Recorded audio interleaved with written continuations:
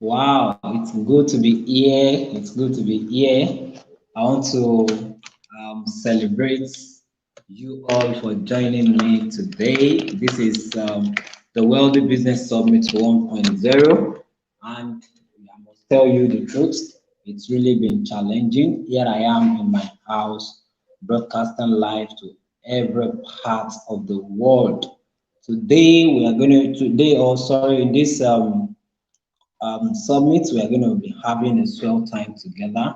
There are lined up of speakers, guests that have been invited, and I assure you that you're going to get the best of every one of them, every one of them. So, irrespective of where you are at the moment, irrespective of your location, you can join in live. If you are still at work, you can simply tilt your chair so that you can be a part of this event. So this event is going to start with me, of course. I'm going to be taking you on the topic, the purpose and strategy of growing an SME, purpose and strategies for growing SME, purpose and strategies for growing SMEs. So in my session, I'll do everything possible to ensure you get the best of it. Well, I must also apologize that I may not be sharing slides today because of time and of course because of many other things that have gone under the preparation for this summit. So wherever you are, I want to say a sincere welcome and to you alone, because joining me here today, I must confess to you, it's not easy. It's not easy. So anywhere you are in the world today, thank you, my sincere thank you to you for joining this live event. Great. So we are going to have a great time learning together. Meanwhile, let's see how to get more people join this live event. I want to see how to get more people join this live event. So please permit me to send invite to as many that should be on this call. We are right behind schedule. This event was supposed to start for 4 p.m. But here we are. This is already 4:11. 4:11, and our first guest will be coming up by 4:30. So, ladies and gentlemen, I want to say a warm welcome to you. A warm welcome to you. Thank you for joining me live here today.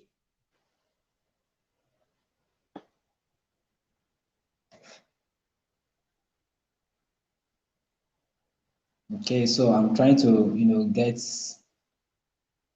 people to join this events wherever they are.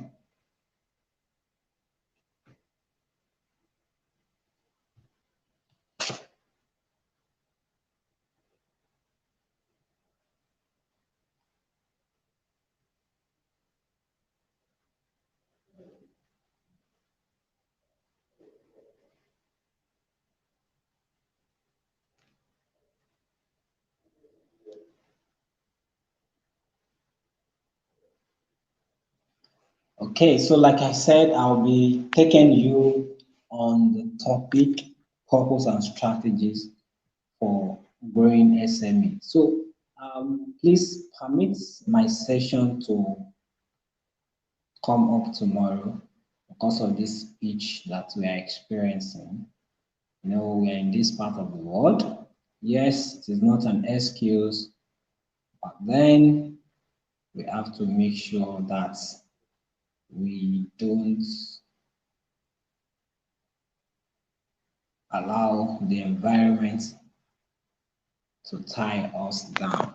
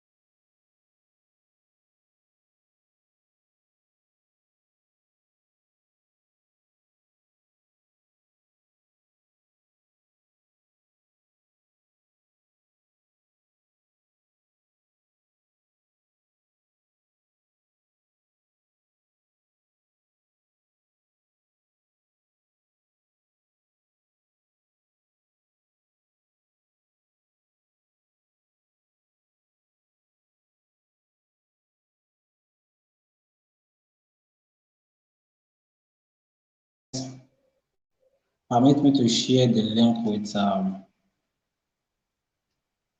people. Let's see. Okay.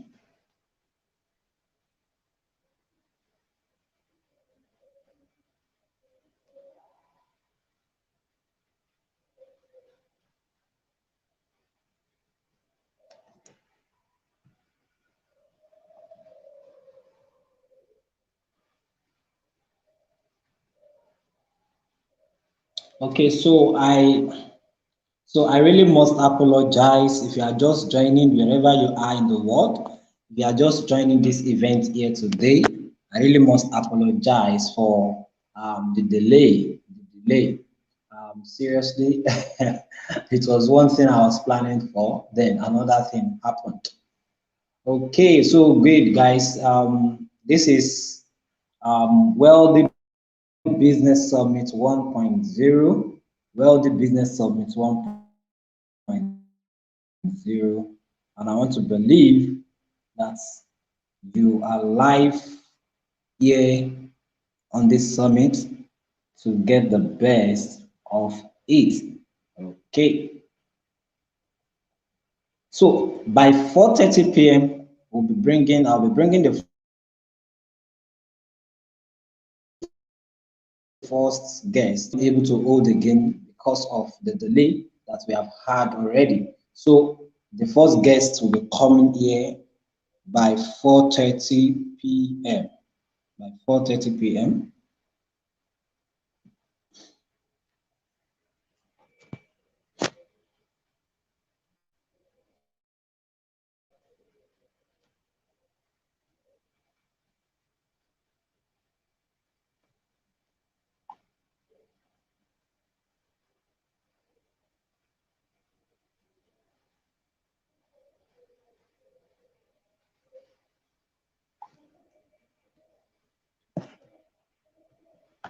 Okay, so guys, so just like I announced earlier, my session will not come up again today due to the error,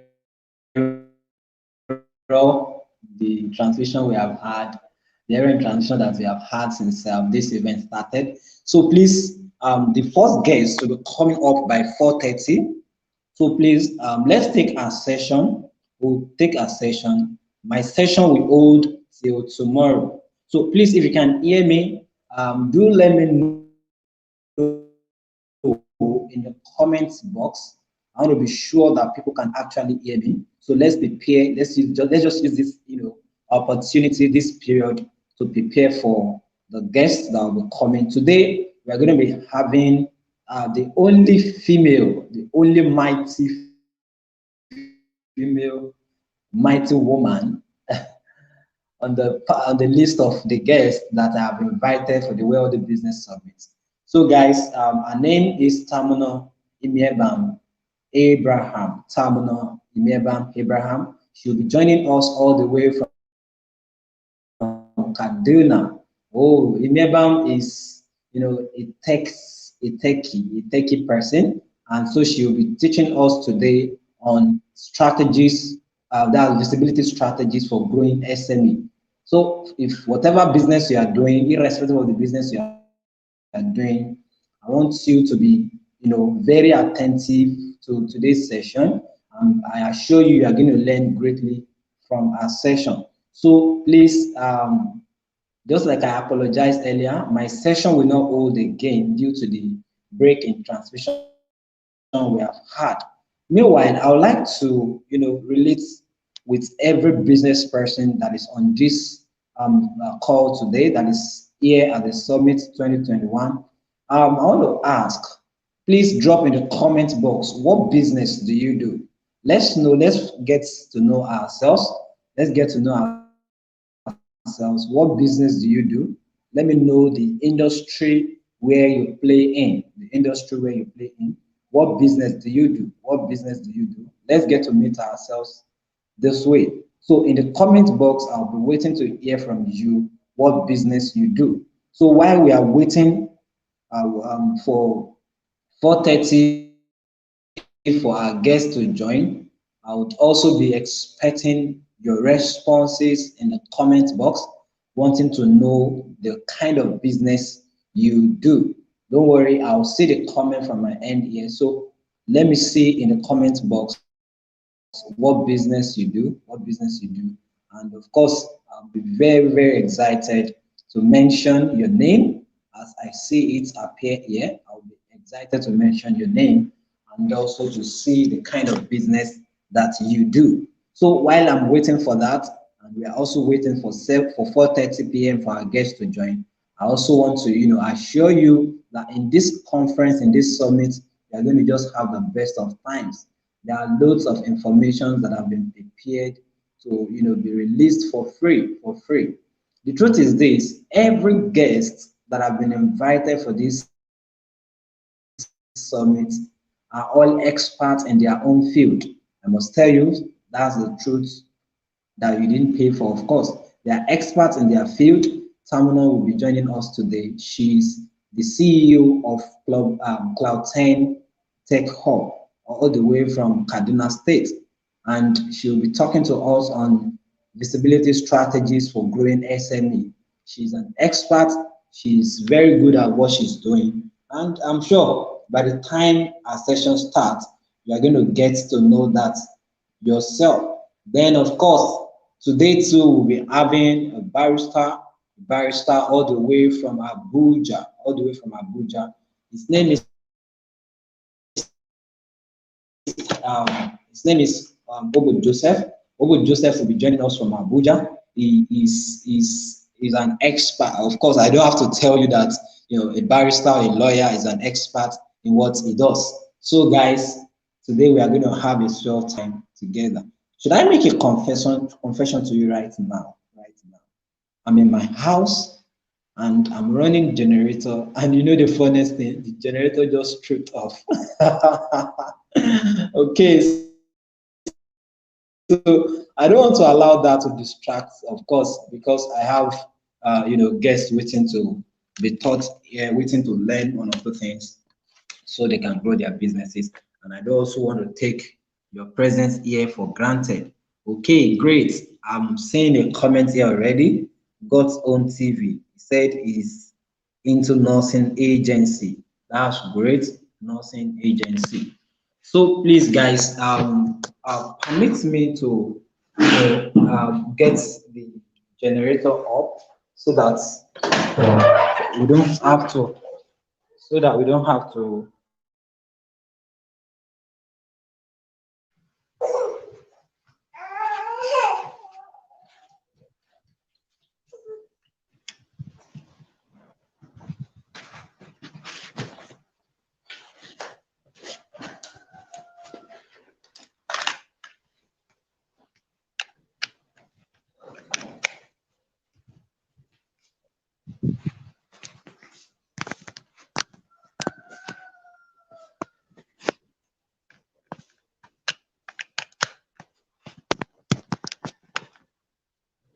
Sorry, give me a little time. Let me put on the generators.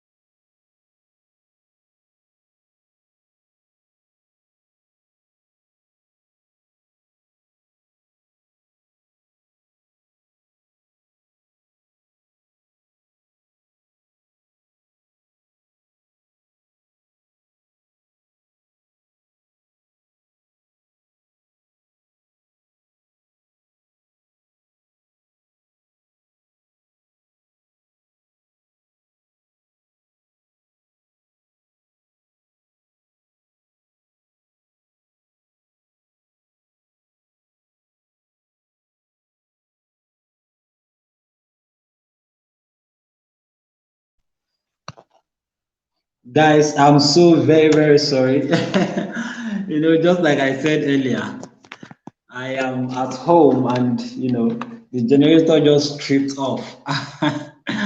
It's not funny actually. Okay, so um, we have one person who has, responded to my request. I asked what business you do, what business you do. So God's Own TV said she's into nursing agency. Okay, so by 4:30 we'll be having our guests join us here today. Today, I really want to appreciate everyone that is online today. I really appreciate your presence here today. I don't take it for granted. I know you may have some other things that you want to be doing or that you should be doing, but you just have to be here at this event. Okay, so guys, let's wait till 4:30. We are going to be having Tamuno, sorry, Tamuno-Imiebam Abraham join us.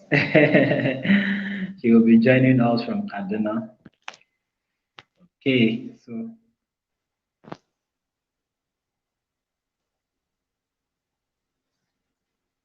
Okay, so I have about 5 people here online at this moment. So please, I want to also hear from the rest of us. What do you do? What business do you do? I've only heard from one person. What business do you do?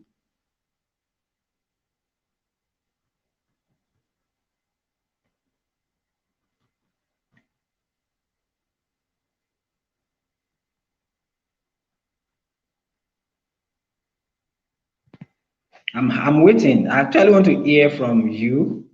I want to know what business you do. What business you do.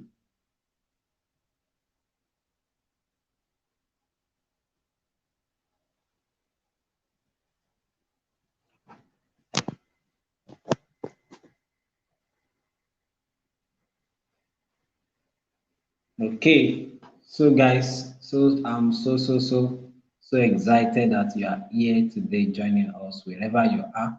So today, like I said earlier, we are going to be having the first guests by 4:30 p.m. and this is already 4:29.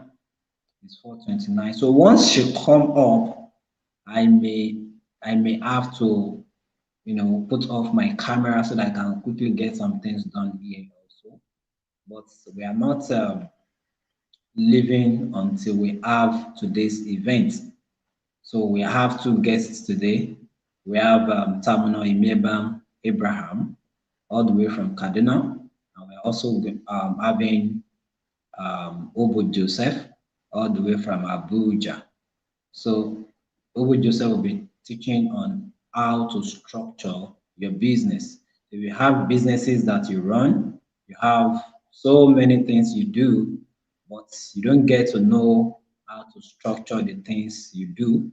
Well, Oboh Joseph will be helping you get to structure your business with its session. So just ensure that you're online to get the best of their sessions. Okay. Let me see if our guest is yet to come up. So guys, wherever you are, you're going to have the best time. I assure you, you're going to have the best time. Okay. Wow, I have another comment here by Temitoko Adeomi. He said, I work in a corporate organization doing not any business at the moment, but intending to start one soon. I'm here to get the appropriate knowledge before launching out. Okay, great. Wow, wow, wow. I'm so excited to hear such. You may not have a business you are doing now. Doesn't mean that you cannot be part of this session. The truth is this. Um, it is easy to buy and to sell. That's trading. Trading, it is easy to trade. Just buy and sell. You don't have to worry yourself about so many things. But if you really want to do business, you want to do business, you want to grow big, you want to do business in a big way, then you should, you know, get yourself into classes like this, get yourself into reading, get yourself into listening, taking courses so that you will be able to learn the best way to run your business. Yes, there is no one cap fits all. I must tell you the truth that if you don't have the knowledge of how to go about a business, about running a business, you will soon run out of business. So that is the essence of this call. That's the essence of this summit. You are going to learn greatly from experts on how you can, move from where you are, move your business from where it is now to where it should be. So that is why we are doing this summit. Whatever you do now, so long you have in mind to grow big, you can get something out of this summit. We have 4 guests, including me making 5, of course, and everyone will be talking from different angles, from different perspective. Not really perspective this time around, but of course, what has worked, what is not working, and of course, how it can work for you, how it can work for you. Let me tell you something. One of the things that I intend doing from this event is to make sure that you get a customized business template or business advisory service to move your business forward. I'm going to be announcing that at the end of this event, but I want you to know that there's nothing that you want to do as a business. If you want to run the business, then you should learn greatly from experts, people who have gone ahead of you. So let me go send a message. Okay. Okay, she says she's trying to connect. Let's see. Let me see.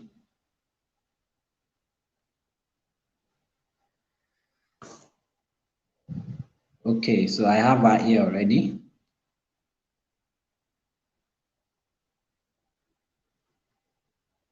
Okay, so I have Tamuno here already.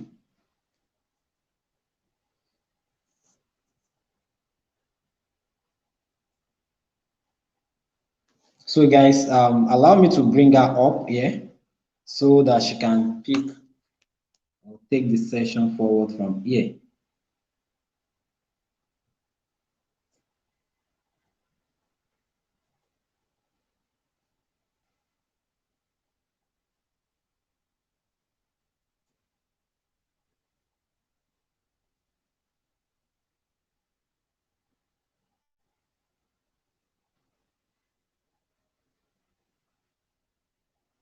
So please, let me bring her up. Let me bring her up.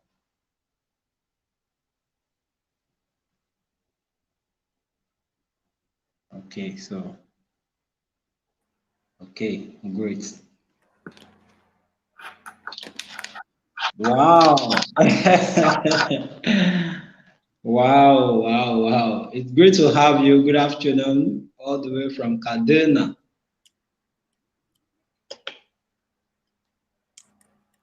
Hello.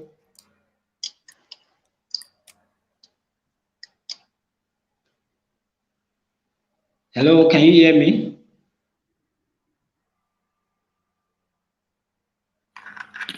Hello. Okay. Okay. Can you hear me? Oh, yeah, I can hear you now. I wasn't hearing you before. I thought you were not hearing me. Can you hear me? Definitely, I can hear you now.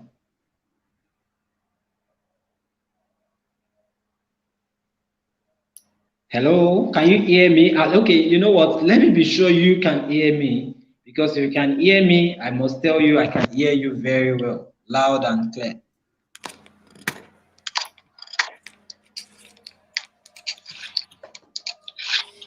Hi, Jerry. Can you hear me? Definitely, I can hear you very well, very, very well. Okay, good. Is the audio good enough?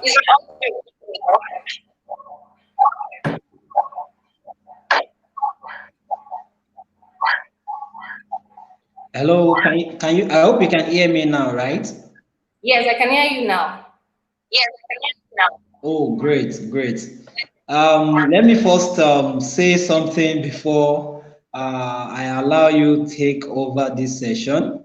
Um, you know, I had prepared that I was going to take a session before your session, and I was already set, and I just had issue with lightning here, and it became very terrible that I couldn't even have my session. But I said, okay, no matter what it is, my session can hold. My session can hold. And of course, this summit is being recorded. So people who have tried to join us before now, I've had so many people join the session, the summit, but because of the issue I was having with the network, so I guess some of them had to step out.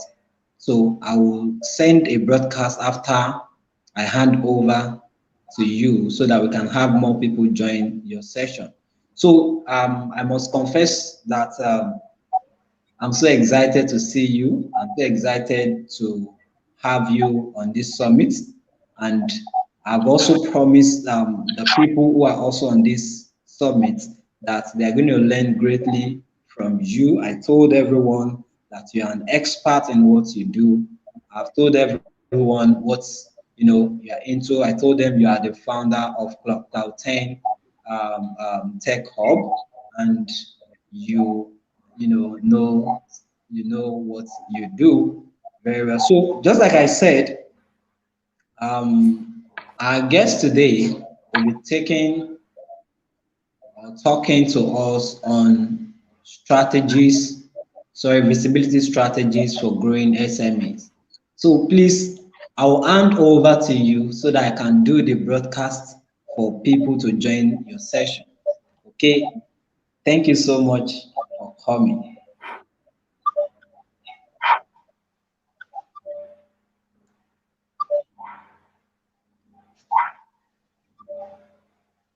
All right. Thank you, Jerry.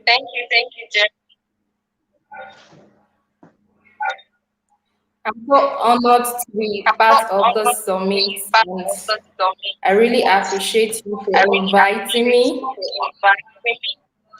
And I'm so sure that the people that will be here will go home and go and tell other people about the good work they will by.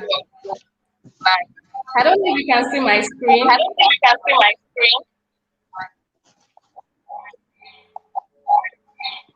Not yet. Okay, you can see my screen.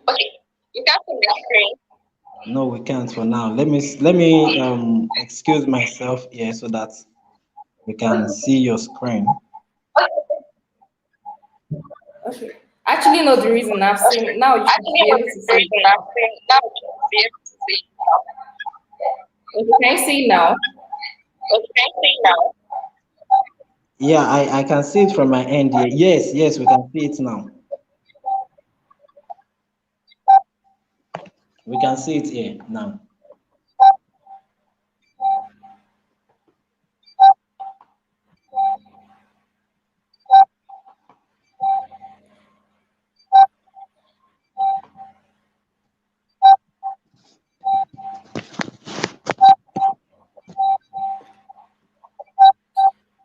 What is wrong with this? Yeah, we can see your screen actually. We can see your Okay. screen, so you are good to go. All right. Awesome. Hi, everyone. Good evening. It's so unfortunate that I can't see comments, but I know that you guys are with me. And if It's like I'm echoing. Like Yes, people are saying they can. Oh, is the audio okay from your side? yeah, it's fine. You can continue. All right. So I'm so glad to be here, and thank you, Jerry, for this wonderful initiative to help SMEs. So today I'll be talking about visibility strategies for SME. This topic is a crucial one. It's a crucial one, like it's the heartbeat of every business. It will be so unfortunate for a business to be good, for a business to have good products, render good services, but yet people that need them are not seeing them. It's a very bad one. Visibility is key. Just like the way the eye is important to the body, that is the way visibility is so important to SMEs. Jerry, I just want to be sure. Can you still hear me? That is Definitely. So I awesome. I muted my microphone so that there will not be interference. Okay, okay, awesome. That's the exact way how visibility is very, very important. I used to give this analogy. Okay, there's a certain woman named Naomi. Naomi just started a hair growth business. She produces hair cream that makes people's hair grow. She started it in her house. She went to the market, got the ingredients, used it on her child, on her daughter, and it worked. She gave it to her neighbor too to use it, and that same product worked. Now, there's another scenario of Mrs. A. Mrs. A daughter has been suffering from hair loss. She has spent a lot of money on that, making sure that her daughter's hair will grow. She bought so many products, but nothing came forth. The hair refused to grow. Unfortunately, Naomi is staying in the same vicinity with Mrs. Ho. Mrs. O does not know that Naomi sells hair cream. Now, the barrier is communication gap and visibility gap. Naomi has not positioned herself strategically where Mrs. Ho and Mrs. O can easily see her. Now, Naomi has a good product. She complains that she's not selling, that it's just a neighbor that has tested it and maybe few of her church members. But yet, people are not buying this product. Whereas there are people who actually need this product, but they can't find her because she's not well positioned. And this thing is also applicable to when you're running your business offline. The first thing you need to do is to look for a strategic location where you know that okay, people in this vicinity actually need my service or my products in high demand. That's the first thing you will do. And that is exactly what happens online too. You need to position yourself strategically where people will easily see you, where people who need your services will easily buy from you. Okay? So it is very, very important. Now, who is this person that wants to tell you about visibility? Who is this person that wants to tell you about visibility? My name is Tamuno-Imiebam Abraham. I'm an online visibility strategist, a Google digital skill trainer, and a digital entrepreneur. I'm the founder of Cloud 10 Tech Hub, a digital marketing agency in the city of Kaduna, where we help small businesses become visible and make profits online.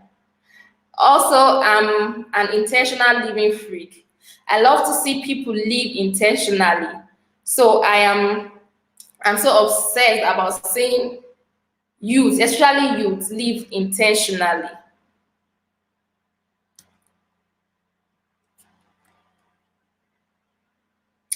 Okay.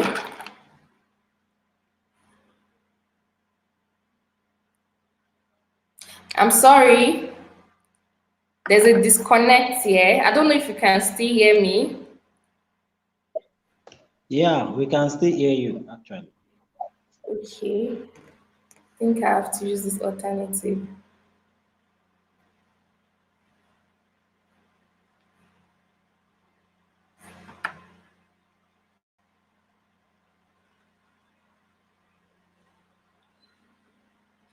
All right, no problem. I would always continue. I don't know what is happening here. My laptop is actually loading. I don't know what is wrong. Okay, so about visibility, I need you to know that almost everyone now is online. The world population is over 7.7 billion. We have over 7.7 billion people in the world, and over 59% of them are internet users. And thanks to COVID, I usually say this, 2020 opened a lot of small businesses. It opened their eyes to the importance of leverage on the internet, the importance of leveraging on the internet. It is very imperative that you leverage, do just sell offline, but you leverage the online presence. And you leveraging on the online presence doesn't mean that you just come, okay, okay, I want to be on social media. I just want to have a page on Facebook. I want to have a page on Instagram. No, you have to position yourself strategically where people will find what you sell or get to know what you do. I actually want to show you guys the internet live statistics whereby you see how people are engaging with the internet day in, day out, day in, day out. But actually, I don't know what is wrong now. I may not be able to show you that, but I'll just continue. I'll just continue. Then you get to see the numbers of emails that have been sent today. You get to see numbers of posts. If you're still watching, just visit livestatistics.com. Internet live stats. internetlifestats.com. When you click on that link, you get to see how people are living their life on the internet. And you ask yourself, why are people not buying from me? We have lots of people on the internet searching for one thing or the other. There are a lot of people searching for that product that you're selling.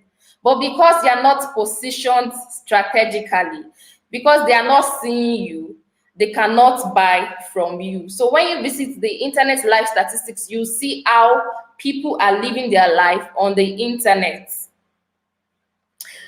The world has shifted from traditional marketing to digital marketing. Yes, digital and traditional marketing is still on, but you need to know one thing.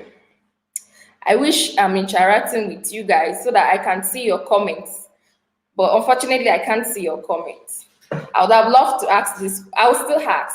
What's the first thing you hold or you check when you wake up in the morning? We need to be truthful to ourselves. Most of us, the first thing we pick is our phone. You can ask your question, so I will help you respond when I see comments. Okay, awesome. All right. So the first thing we see is, or the first thing we check is our phone. Many of us we are just too attached to that phone that if that phone should leave us for few minutes, we will not be okay.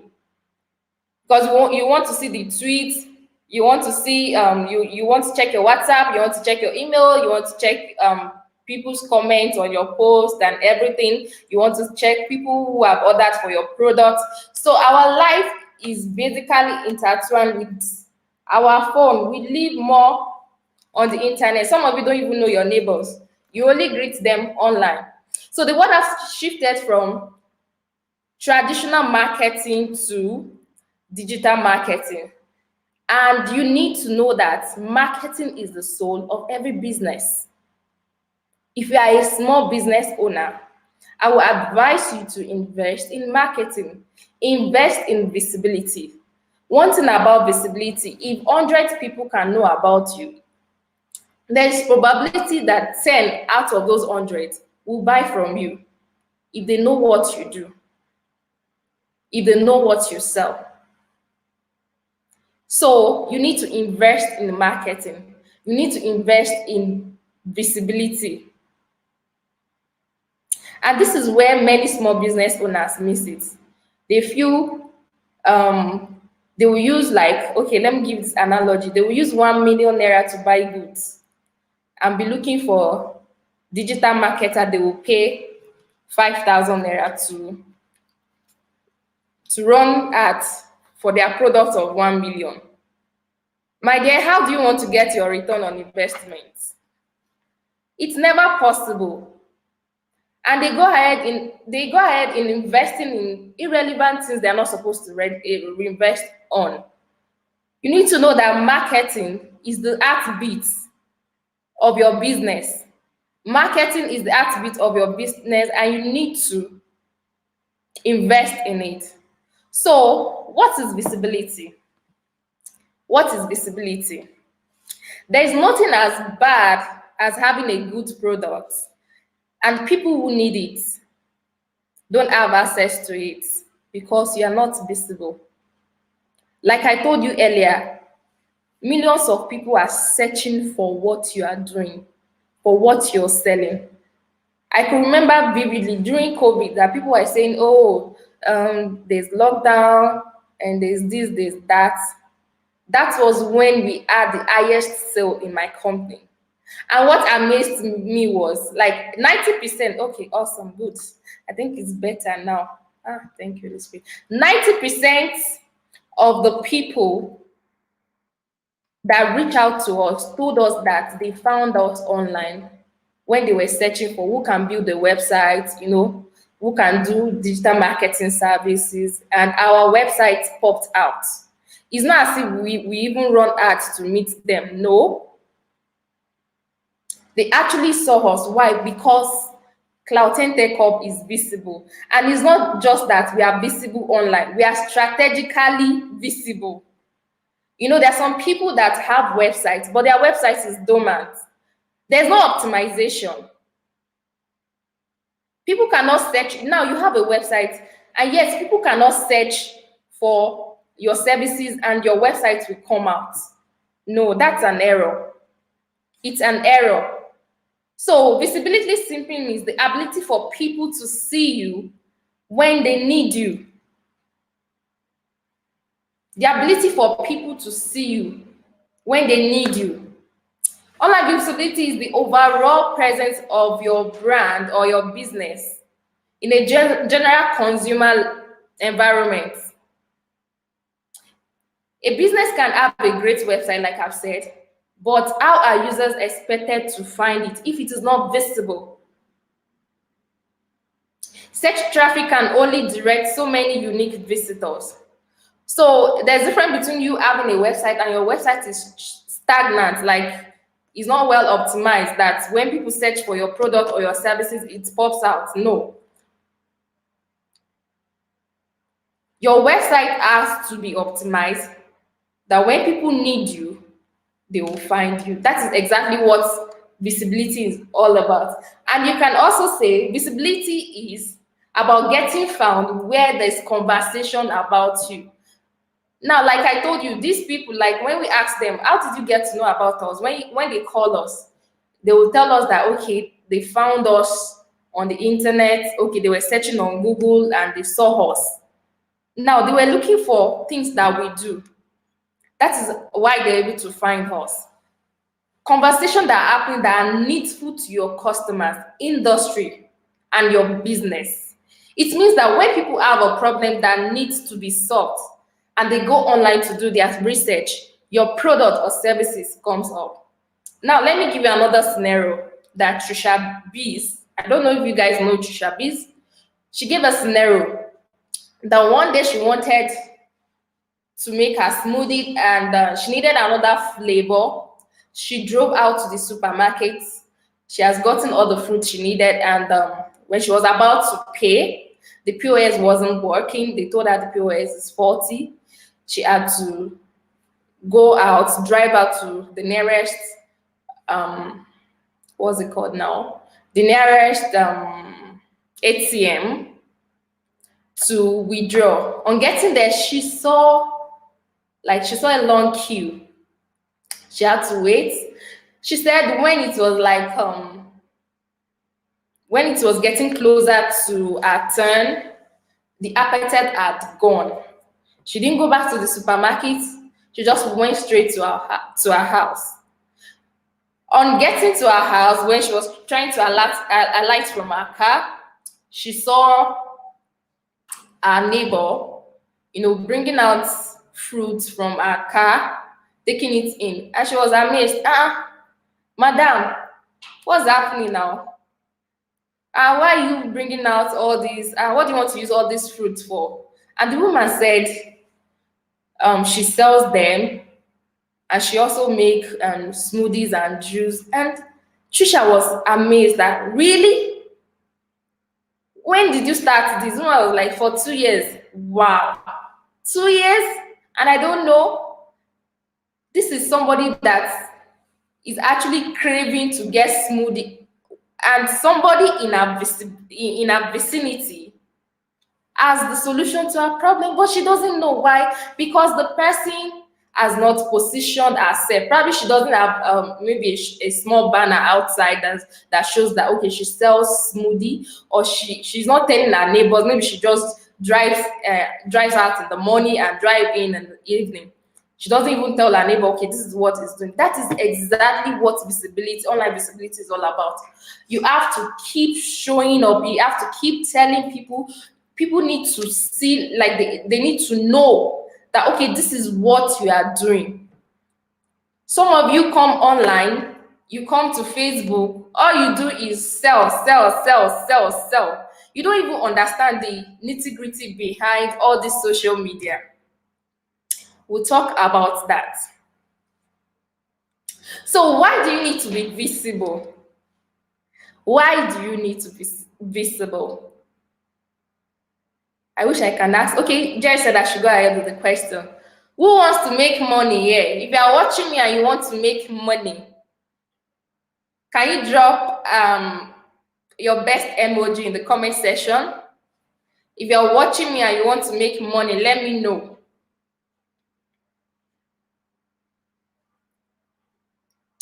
Okay. Actually, I'm not feeling the vibe that I'm interacting with people, but I'll just go on. All right. Now, you need to be visible so that you will generate revenue. Your business needs to generate income. You need to generate revenue. You need visibility so that you to build credibility. Now, let me tell you one secret. If you are a small business owner, I will keep hammering on this. You need to spend on visibility. You need to make efforts for you to be visible. Now, imagine you want to buy, you're a woman, and you need a red gown urgently. Okay, Valentine is coming. You need a red gown urgently, and you just go to Google and say, red gowns near me, or dress seller near me, or boutique near me, and you see a boutique pop out, and you click on the link. You saw their website, you saw nice dresses and everything. Believe you me, there's this confidence you have in you that, oh, these people are genuine, these people know what they are doing. I can risk my money to buy from those people. Why? Because you're seeing them. You need a solution. You ask Google, and Google gave you their address. That is what visibility can do to your business. You need visibility to build credibility. You also need visibility to attract partnership and international opportunities. This is where many small business owners miss it. The goal is to start local and what? Grow global. You're not supposed to be at that same level you started. You're supposed to grow. You're supposed to keep growing and growing. Now, one thing visibility does is it gives you opportunity to partnership. I remember the first time I received an international call, and I was so amazed. I was like, me? And what they told me was like they were looking for female developers, and they found me online. What that they needed me to do one thing. I was so amazed. That day was like, so this thing works. And to be truthful, I actually started this thing on my own as fun before I started going for professional courses, like before I started learning more about it. I was just curious about the internet. I was just curious about, okay, one day during my mentorship program some years back with Mrs. Olusheye, there was a particular day she asked me that, Tamuno, if I Google you, will I find you? And immediately she asked me, I went to Google to go and search for my name. Unfortunately, what I saw was rubbish. I was like, geez. So she said I should go and Google her. And I Googled her, and I was like, wow, her profile was it was breathtaking. I was like, wow. She told me that, you see these things you're seeing, your own too can be like this. So that was what brought about the curiosity. And I must tell you that visibility has done a lot to me and to my business. So you need visibility to attract partnership and international opportunities. Now, what are the visibility strategies what are the visibility strategies that will help you? I'm going to mention a few. If you want to be visible, the first thing you need to do is to know your audience. A lot of people start business without even knowing who they are selling to. See, if you don't know who you are selling to, you end up being frustrated. You end up being confused.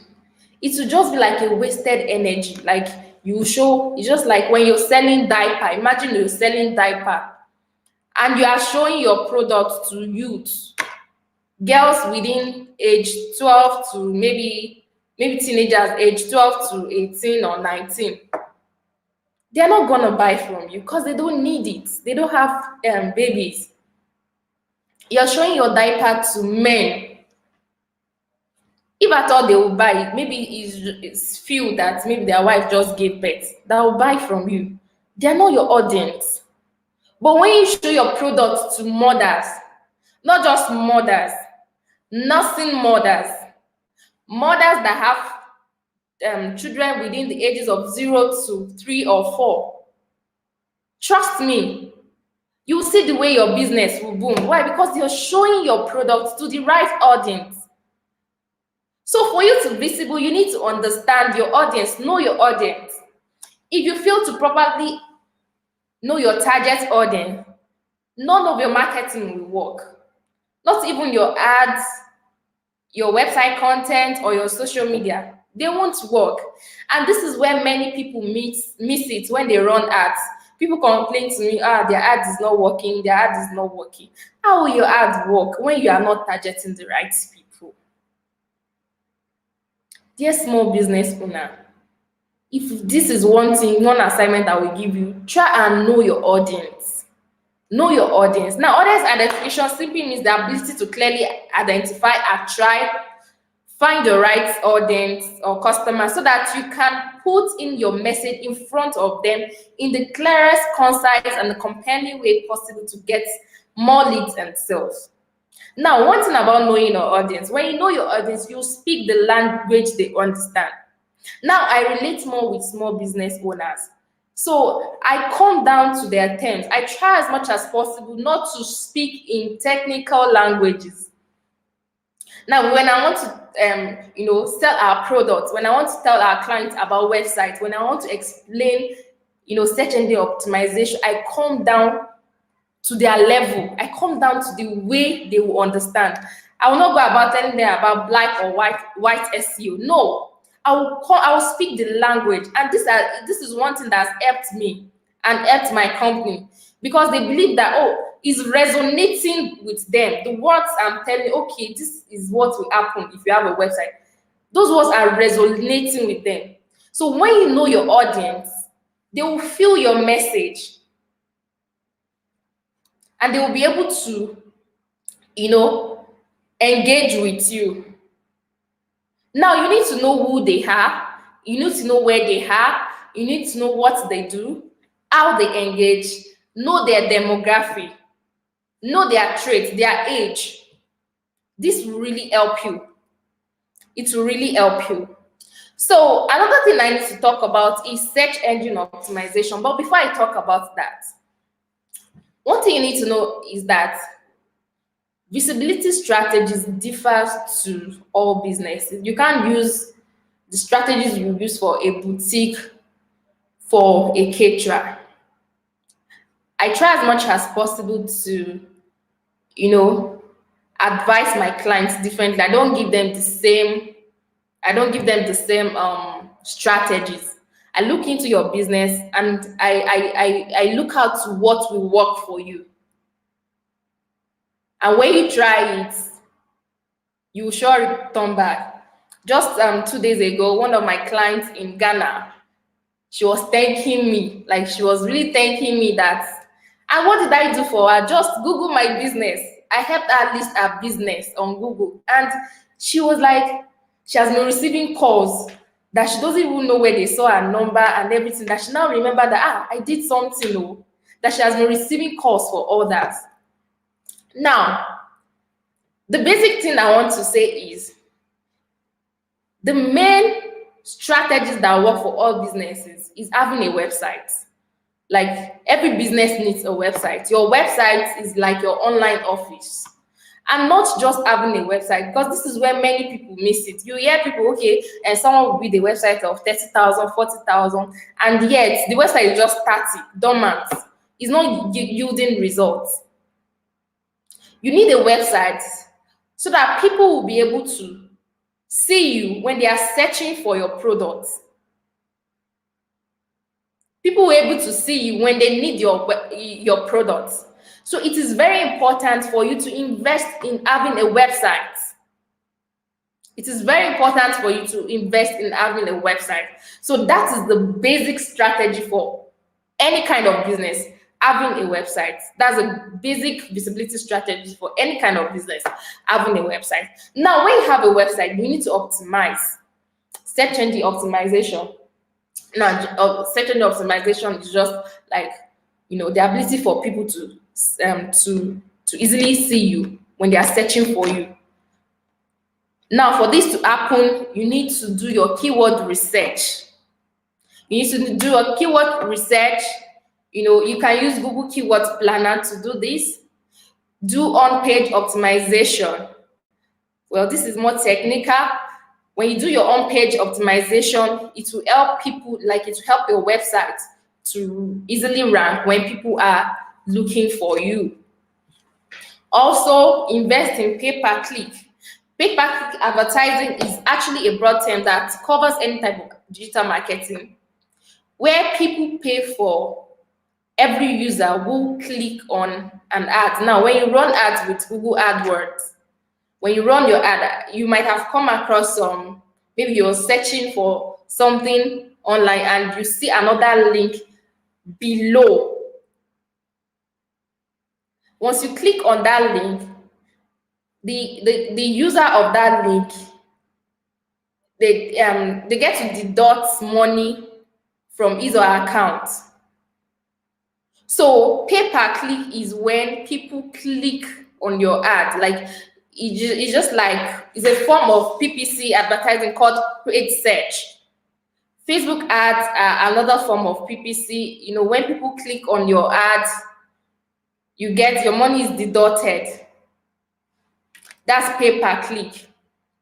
Social media optimization. It is not about you being on social media. It is about you leveraging on social media. And you need to know that social media is a place to socialize. It is not a place to sell. That is why it needs conscious effort for you to give out, Jerry, for you to give out quality content so that people will engage with you. Social media is a place to socialize, not to sell. So it is an error for you to go on social media and be saying, come and buy, come and buy, come and buy. Now, let me give you a scenario of two people. Okay, let's say A sells human hair, and then B2 sells human hair. And A comes and say, come and buy this bone straight hair. I just got this bone straight hair. Come and buy. And B tells you that, do you know that if you get this bone straight hair, it can last for 10 years and it doesn't tangle? B begin to tell you benefits. What do you think you will buy from, A or B? Definitely you buy from B. Why? Because B have come to tell you the benefits. Now B is trying to socialize with you. B is trying to be like, B is not coming in a way that I want to sell. She's coming in the way by she wants to educate you, she wants to enlighten you. And in so doing, she wants you to engage. Now, this engagement is socializing. So you don't just sell. That is why you see some people on Facebook or Instagram, when they post like a sales post, they will not rank their post. People will not like it. It is until you pay for advertisement, that is when these people will rank it. But if you go there to, to educate people on that particular product, they will definitely rank you.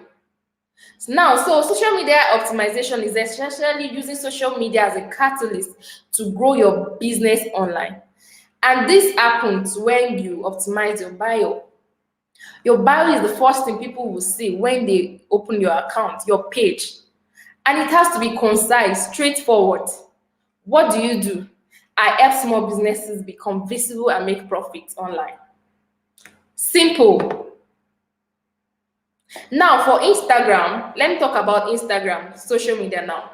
Instagram bio, that first place where they ask to put your name, it should be a keyword that is searchable. Now, if you go to my Instagram, you'll not see my name, like my real name. You'll see online visibility strategies. There's not how you go to the Explore to search for visibility strategies that my name will not pop out. No, it's not possible. So people, you need to optimize your social media account. All those things are very important. Put the right link and be precise about what you sell.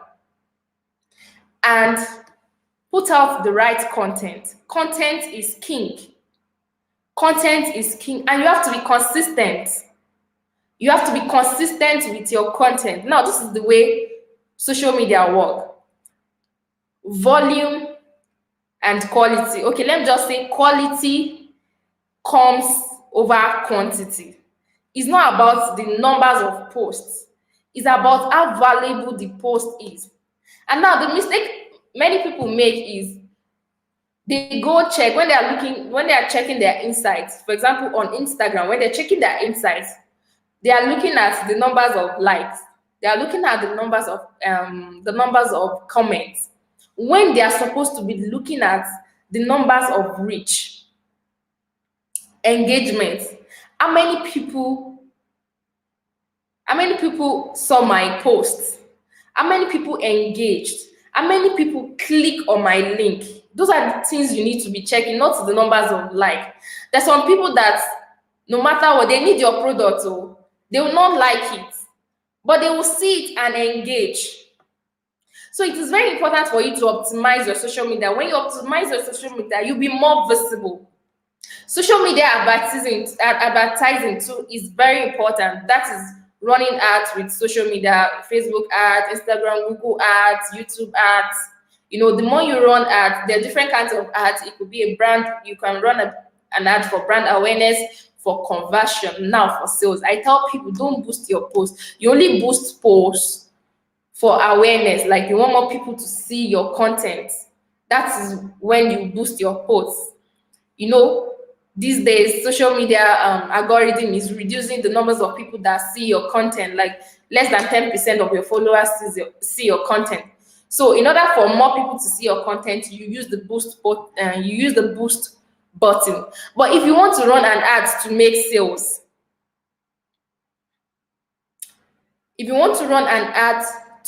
sales, you have to use your ad manager, Facebook ad manager. Now, social media advertising is the practice of online advertising on social network channels. It is similar to paid search. It's a paid ad where users have the free will to target anyone they want to target.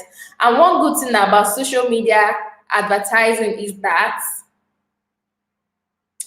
you can get 4 times return on investment. Now, I need to hammer again on this, because this is what many small business owners are facing. Like, this is what I get to talk about every day. When you're looking for someone to run ads for you, let me explain this to you. Many people don't want to spend money on ads. Like, I don't know, they don't want to spend money on that. Another reason why your ad is not working is because of your ad budget. Your ad budget is low. Now, if you want to sell something, if you want to sell a product, probably you have a product of 3,000 and you're looking to sell that product to 100 people. 3,000 times 100, I think that should be 3 million or so. Now, if you want to run ads, definitely there will be a lot of testing and everything, but your budget should be at least 10% of that money you're looking out for, so that you will get good return on investment. Let me say this again. Your budget should be at least, when I say least, at least 10% of the money, of the return on investment you want, if you want your ads to run well. Another strategy for visibility, this is the bomb, this is the key. This product is Google's hot cake. Is Google My Business.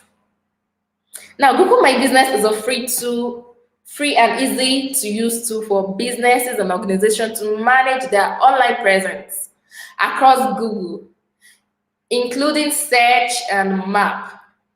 This is to help customers find your business and to tell them your story. You can easily verify your business and edit your business information on Google My Business.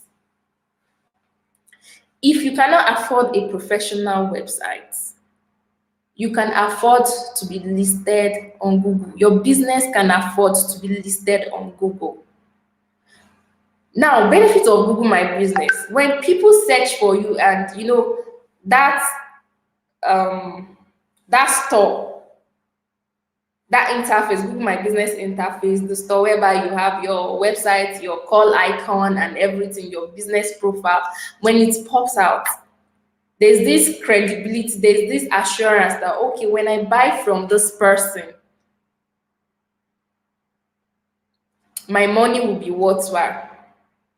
There's this confidence that, oh, this person is not a scammer. Your business can be listed on Google. It is very easy for you to do it. Just go to Google My Business. You'll be able to see it. Then you just list your business, tell Google, okay, this is what I do, then provide the necessary information, and your business will be listed. This is a free search optimization, like it's a free search optimization. You don't have to pay for it. Now, Google introduced another initiative last year. It's called Google People Card. A lot of people don't know about this. Do you know you can add yourself to Google without having a website? Yes. Just go and Google add me to search. You will see it. Or probably when you Google your name, for those of us that is always checking out how our SEO is doing. For example, now I try as much as possible every week to just go to Google and ask Google, who is Tamuno-Imiebam J. Abraham? So I see how my SEO is ranking, my profile, and everything. Now, when you do that, it will pop, this Google People card will pop out. If you have not done it, you'll see it. Google introduced this feature that allows people to add themselves to search. It helps you add yourself to search. It helps you add your information, your name, your social media handle, your phone number, your work experience. It is free. This tool is free. Just go to Google and type add me to search. You'll see it. Add yourself to search so that when people search for you, your name will pop out. It's another visibility strategy. Now, another visibility strategy that I need to tell you about that is really working is Instagram Reels. For those of you that are not on Instagram and you're a business person, like you sell products or probably you offer services, Instagram is a place for you to be in 2021. Why? Because Instagram is becoming more like an e-commerce platform, social e-commerce platform. Yes, they are being social, and yet they want people to be selling on that platform. So it is very important for you to leverage on Instagram this year. Like, no, Instagram is wow. And Reel is Instagram new products. It's like they are baby products now. They are really pampering that product. One good thing about Reel, okay, Reel is just like your TikTok, the way you do your TikTok. I'm sure most of you know TikTok. So Reel is a content format that allows you to create and share 0 to 30 seconds video with others in a new dedicated feed on the Explore page. One good thing about Reel is it shows on the Explore page. And do you know that your Reel can be seen by 10 times your followers? That is how powerful Reel is. It can be seen by 10 times. Like, for example, now, if you have 5,000 followers, 50,000 people can see your Reels. So it is one strategy that you need to leverage on for visibility so that more people will get to know you, more people will get to see your product. It's not just for you to be dancing. Now, when you are dancing, be strategical.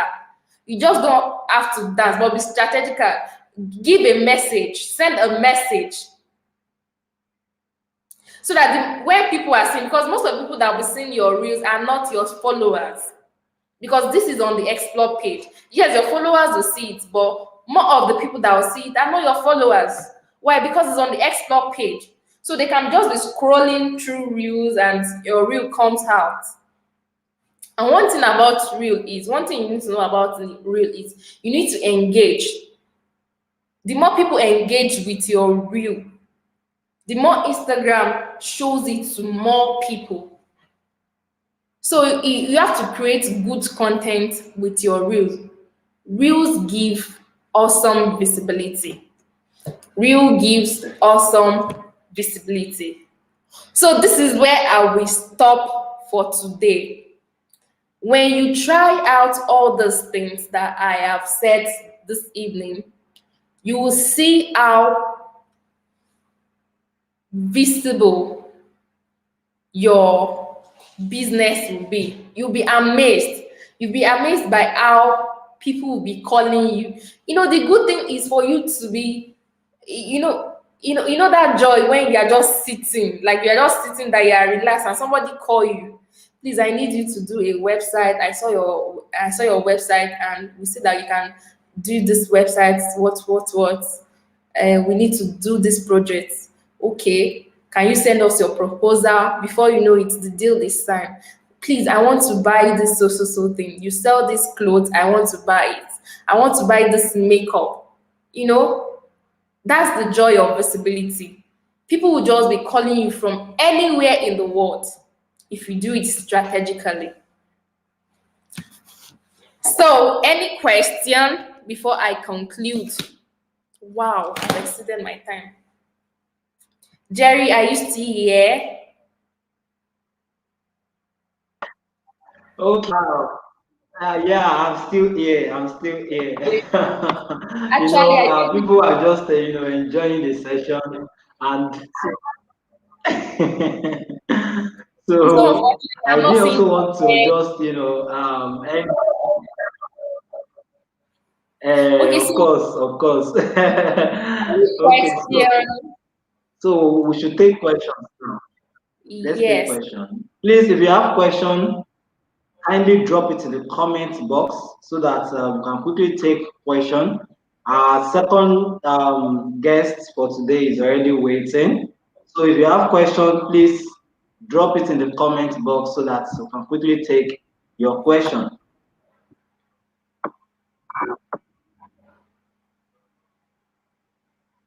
So we are still waiting for questions.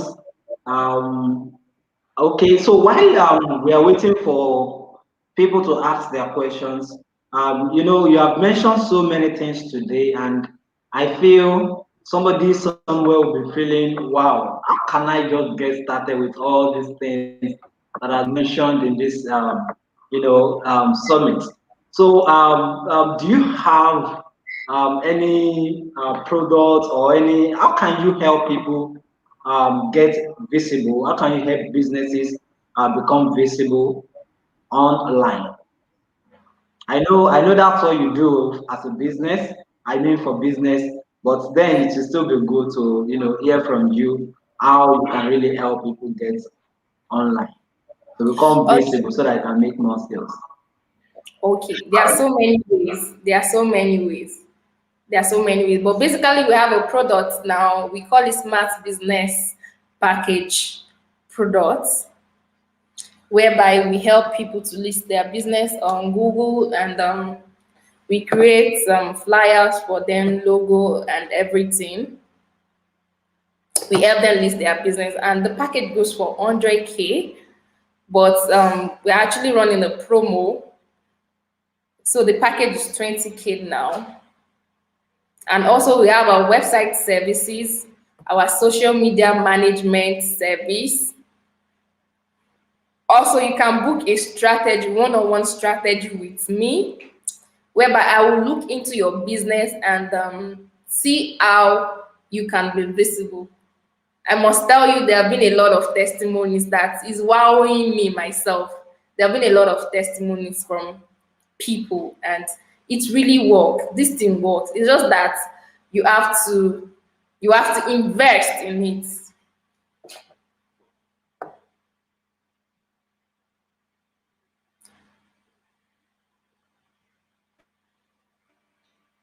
Okay, thank you. You see, you mentioned something that is, very crucial earlier. You said that so many people want to get the best from social media, but they are not ready or willing to, part with their money. You won't believe that even these events that we are organizing, I have to still pay Facebook to show it to more people so that they can come and learn from experts. See, the truth is, there's no way one will want to achieve so much on the internet without spending. So, guys, she has mentioned how she can help your business become visible to so many people, especially the people who are interested in your business. And so, if you can take advantage of the promo that is ongoing, she has just said that the package goes for 100,000 naira, but for this conference, for this summit, you can get it for 20,000 naira.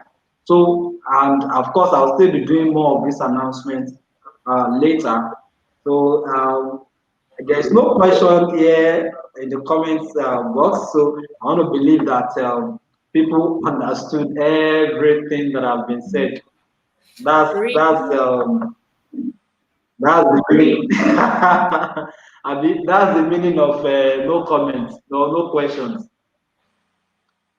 Okay, so I really must say, appreciate your coming. I must say, I must tell you, I'm so excited that you came around to teach us on all the things that you have mentioned today. Okay, I really must appreciate. Okay, so people are also dropping their thank you message in the comment. So thank you so much. Thank you so much for coming. Thank you for so much. Oh, somebody is asking. My question is there. Oh, let me see. Okay, let me put a question on the screen. Somebody asked a question. I didn't see it. On Earth, Facebook, Okay, Twitter, can you Google. see it now? I'm not making That's much the question. physical art. What can I do? Okay, I can see the question. God's own. He says, I have tried all online ads, Facebook, Twitter, Google ads, and I'm not making such sales than physical ads. What can I do? This question is a critical one because I have to look into what you have been doing before. There are strategies into running ads, like I said. And one mistake that people make about ads is putting a low budget. People don't want to spend for ads. Now let me show you. Let me shock you guys. The money we spend on ads in my company, like okay, we are still like growing. Like we don't. The money we spend on ads, we spend at least 100K sometimes in a month. And now this is not even for products. This is for awareness. Now, if you want to run ads for products, we know how much we put into it. So maybe your ad budget is very low. Maybe you are not targeting the right audience. Maybe you are not using the right avenue to run your ads. This could be the reasons. You cannot be running engagement ads for sales. It won't convert. You need a conversion ad for sales. And there are a lot of things. That's why I said I need to look into what you have been doing before I know, okay, this is what is causing it. It could be your landing page. It could be that people are engaging with your post, but your landing page is not attractive. Maybe it's too jam-packed with too much content. It could be that your content is not precise. Like there are too much information for people to digest. It could be that you're not speaking the language that the people you're selling the products to understand. I used to tell people, don't use high tech for low tech users. Don't say, I want to prove that I'm a tech person. I know how to use all these features. I want to use everything. Understand your audience. That is why it is very important. Don't use high tech for low tech users. Know who your audience are. I hope I've been able to answer you God's own.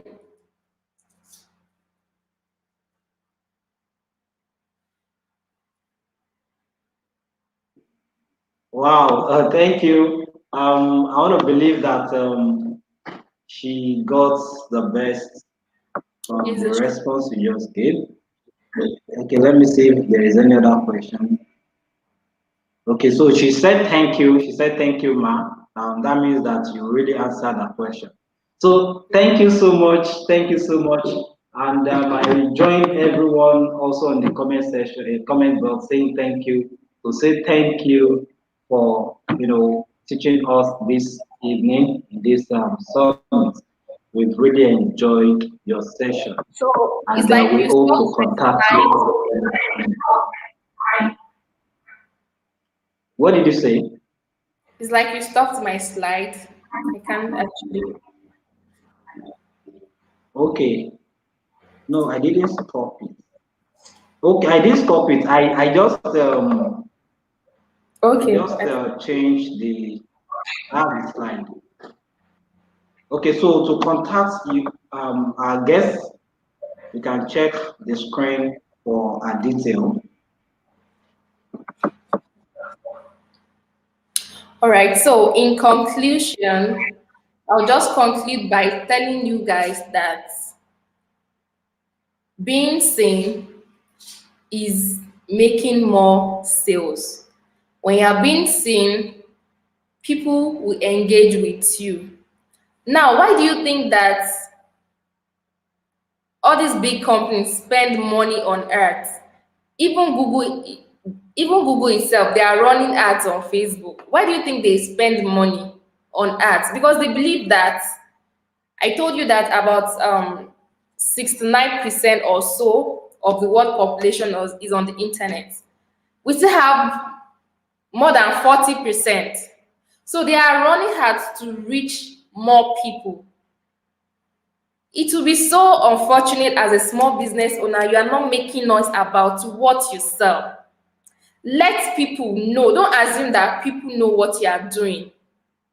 Let people know that, okay, this is what you do, this is what you sell, and leverage on using, if you can't afford a basic website, you can use all these one page websites like Disha page, like aboutme.com, all the simple websites. You can use it to create a website.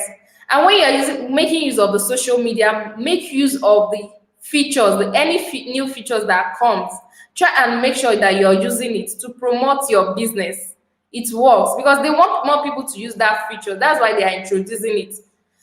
And if you notice, when new features come in like that, when people are using it, the more they use it, the more their content will be visible, the more a lot of people get to see what they are doing. So visibility is very key. You need to invest in visibility. Thank you.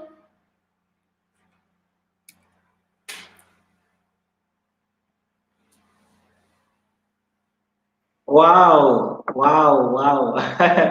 Thank you so much. It's like you should not just end the session because since you have so much to still deliver.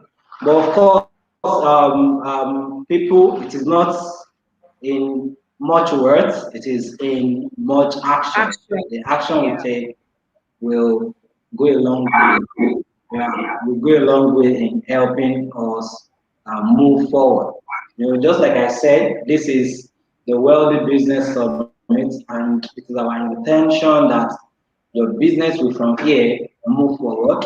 And so everything that has been, designed for this summit is targeted towards ensuring that you move forward with your business.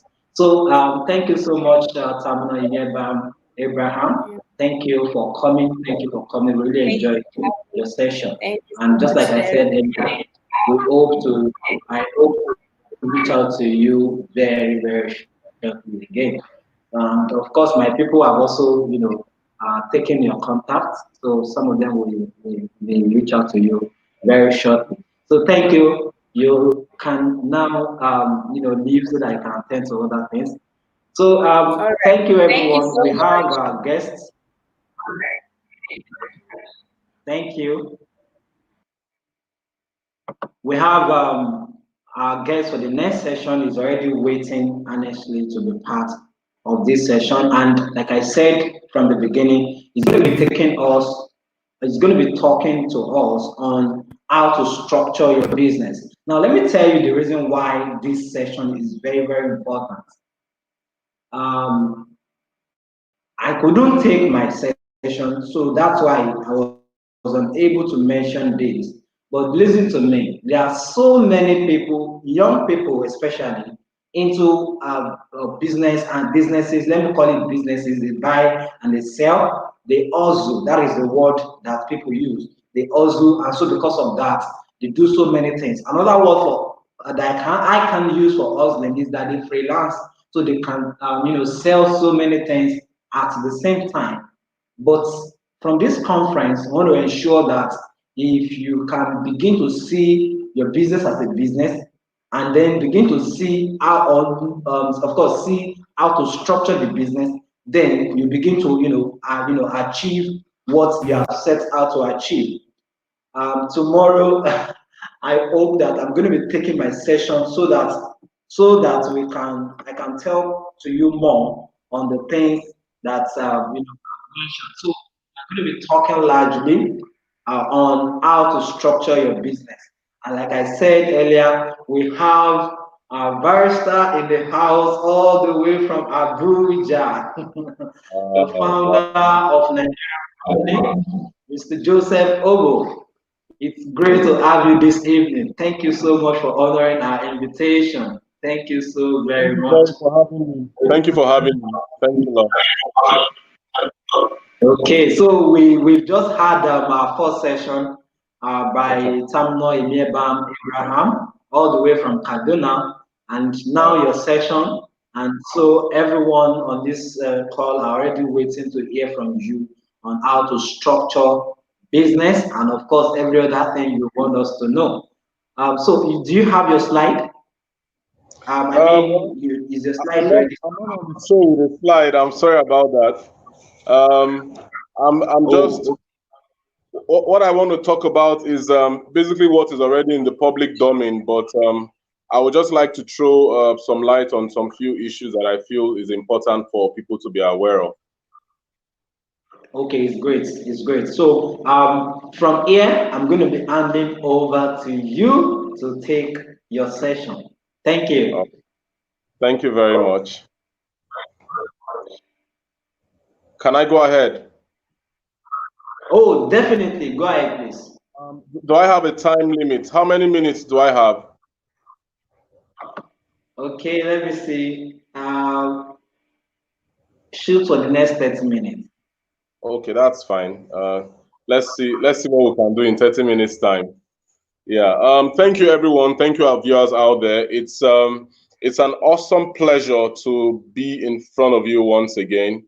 My name is Oboh Joseph. You know, we told that the barrister addition to the name should be jettisoned and people should use less of that. So I remain Oboh Joseph. I'm happy to be here today. I'm happy to be sharing the much that I know, and I hope that the little that I would share today would add value to what you already know. Because personally, I believe that everybody knows something, and nobody knows everything. So with that mindset, we'll be looking at the conversation surrounding business structuring. Business structuring, people have viewed it from different perspectives. I would dwell on the legal structuring aspect of it. When you're talking about business structuring, it involves a whole lot. The value chain of business structuring is a very long one. You can look at it from a HR perspective. You can look at it from a succession planning perspective. That's more like what happens, what is the leadership succession plan for a company is still part of business structuring. You can also look at it from a financial aspect of it, you know, the financing, the financial structuring of a business.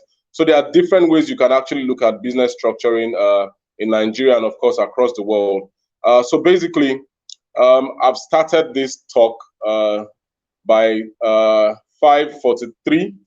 I'm hoping that in the next couple of minutes, we'll be able to see where this takes us. And at the end of the day, I'm quite confident that we would learn a thing or two. Yeah.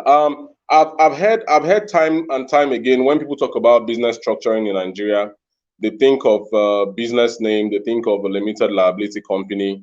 Some people even think about incorporated trustees. Well, an incorporated trustees, it's a not-for-profit entity basically. We would not be dwelling on that, but I just want to make that clear.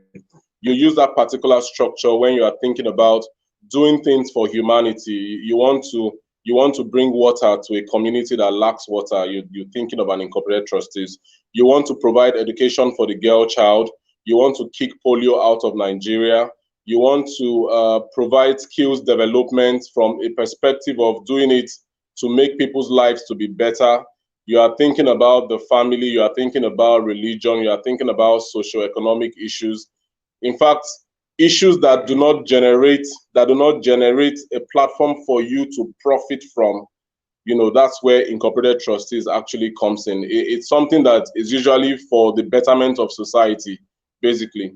So today, I would have loved a slide, a kind of slide presentation, but basically, I just want us to dwell on the issues that would help us to at least understand one or two things how people do business in Nigeria. The most popular aspect of business structuring in terms of the legal aspects now has to do with two major types of business structures. We have the business name. Under the business name, we can talk about a sole proprietorship. We can also talk about a partnership. We also have the limited liability company. It could either be private, it could also be public. We will not dwell on the public aspect of it as a public limited companies, because most startups, most entrepreneurs necessarily do not need to bother themselves about that. So we'll be dealing basically on the private limited company and of course the business name. But firstly, let's commence with the business name aspect of business structuring.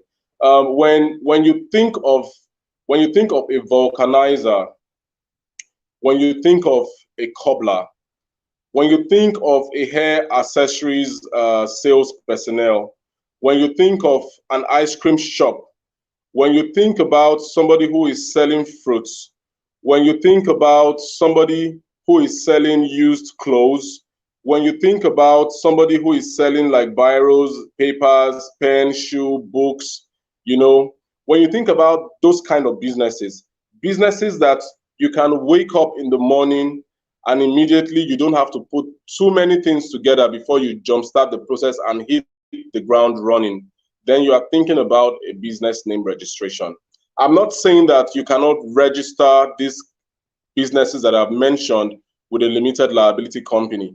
All I'm trying to say basically is that the business name structure is the fastest way to get into the market under a registered entity. Is the fastest way, is the cheapest way, is the fastest way, is the cheapest way. It's the most friendly way. Is the most friendly way. And when I say all of these things, basically what I mean and what I'm trying to talk about is you don't have to have everything sorted out. You don't necessarily need all the structures in place. You don't need too much to get on the ground running if you want to really, if you're a business person and you want to get things started and going immediately. I, for one, over the years, I've advised hundreds, I don't want to use the word thousands, but basically, I've advised thousands of individuals and hundreds of registered, business owners that before they actually came to me, I had to advise them. Some people come and they're actually confused. Okay, do I go for a business name? Do I go for a limited liability company? When I finished diagnosing them and I diagnosed basically what the things that they actually need are, the kind of businesses they run, sometimes they would say, okay, I want to register a limited liability company, but they have basically no idea how a limited liability company runs.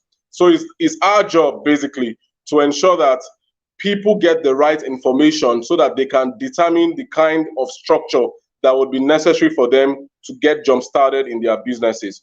So as a sole proprietor, that is popularly also known as a one-man business. That is one man taking all the risk, one man taking all the profits, one man sharing in the pain, in the successes, in the ups and downs of his business. One man doing all the thinking, one man doing all the implementation, one man. That's a sole proprietor.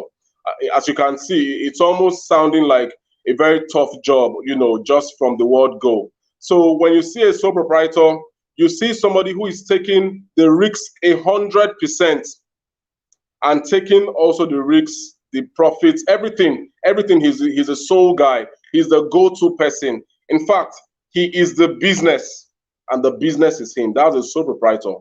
Then we also have the partnership. The partnership just means two people, they could be of like minds, or better yet, or worse still, they could be of unlike minds, because I've seen a lot of partnerships, go in different directions, basically. So that just simply means two people walk up to each other. They love the fact that, oh my God, what's it called now? Human hair business, as in, is booming. One person came up with the idea, the other person came up with the money. Or one person came up with the idea, the other person came up with maybe links in Pakistan, links in India, links in Dubai that have these products. You know, they both must be bringing something together to the table. You cannot run a partnership basically and it's still a one-man show. So when you're thinking of a partnership, basically within the business name structure, that means two people have come together to say, okay, we want to run a business, we want to do X, Y, and Z. And one of the things that I've noticed, basically, when you see people register a partnership, more like a business name, is a partnership aspect of a business name, is that they forget that they need a partnership agreement. I'm not saying that because of the luxury of the opportunity that some lawyers would definitely have, you know, to draft some of these documents. But I'm looking at the longevity of that particular business. I'm looking at a scenario that would take into consideration all the challenges that the business would actually be facing. I'm looking at a scenario that would take into consideration the fact that one of the partners could kick the bucket, could be taken away by COVID, by an illness, by anything. Anything could happen. So when you do not have the proper, you can have the structure, but you don't have the proper structuring. You can have the structure and you don't have the proper structuring. The structure is that, oh, lovely, I went to Corporate Affairs Commission. I registered my business name. You post it on Instagram. It's on Facebook. It's on Snapchat. It's even on TikTok these days. You know, you put out all the information. I'm right here. I'm in the game. I'm for business. I'm up on board and all that. But as a partnership, both partners have not spoken about, they have not spoken about their journey. They have not spoken about their collaboration, because every form of partnership is collaboration in action. When you are collaborating on a daily basis, when you are doing business together, when you are taking those decisions that will move the business forward together, you are actually in a relationship. It's almost like a business kind of marriage, a marriage that both parties have to come in knowing the destination. So it's a huge challenge most of the time. People talk about partnerships, but they lack a partnership agreement. They don't have anything structured. They don't have the structuring. They have the structure, but they lack the structuring. So that's where people need to understand that even while you do business, one fact you cannot do without is that you cannot know everything. Even as a lawyer, you cannot know everything. The beauty of law basically is that you know where to find things, you know where to get things done, you know how to get things done, you know who to talk to, you know where to find things, so that everything that you're doing, you know, sounds easy. So this is one challenge. This is one challenge that I believe that those entering into a partnership, before you run to CAC, before you even start thinking of having to open your account, after you even, let's say you already registered it and you want to now go to the bank, you need an agreement that will structure the relationship between yourself and the other partner. A partnership could be one, could be two people, not one, sorry. Could be two, could be more than two persons. But it's important that you have an agreement that structures your activities so that it's simple, it's easy for everyone to understand. If there are issues, you want to wind up, you want to do anything, that document should state the steps that you need to take so that you don't keep winking in the dark and jumping in and out of decisions. So that's for the business name.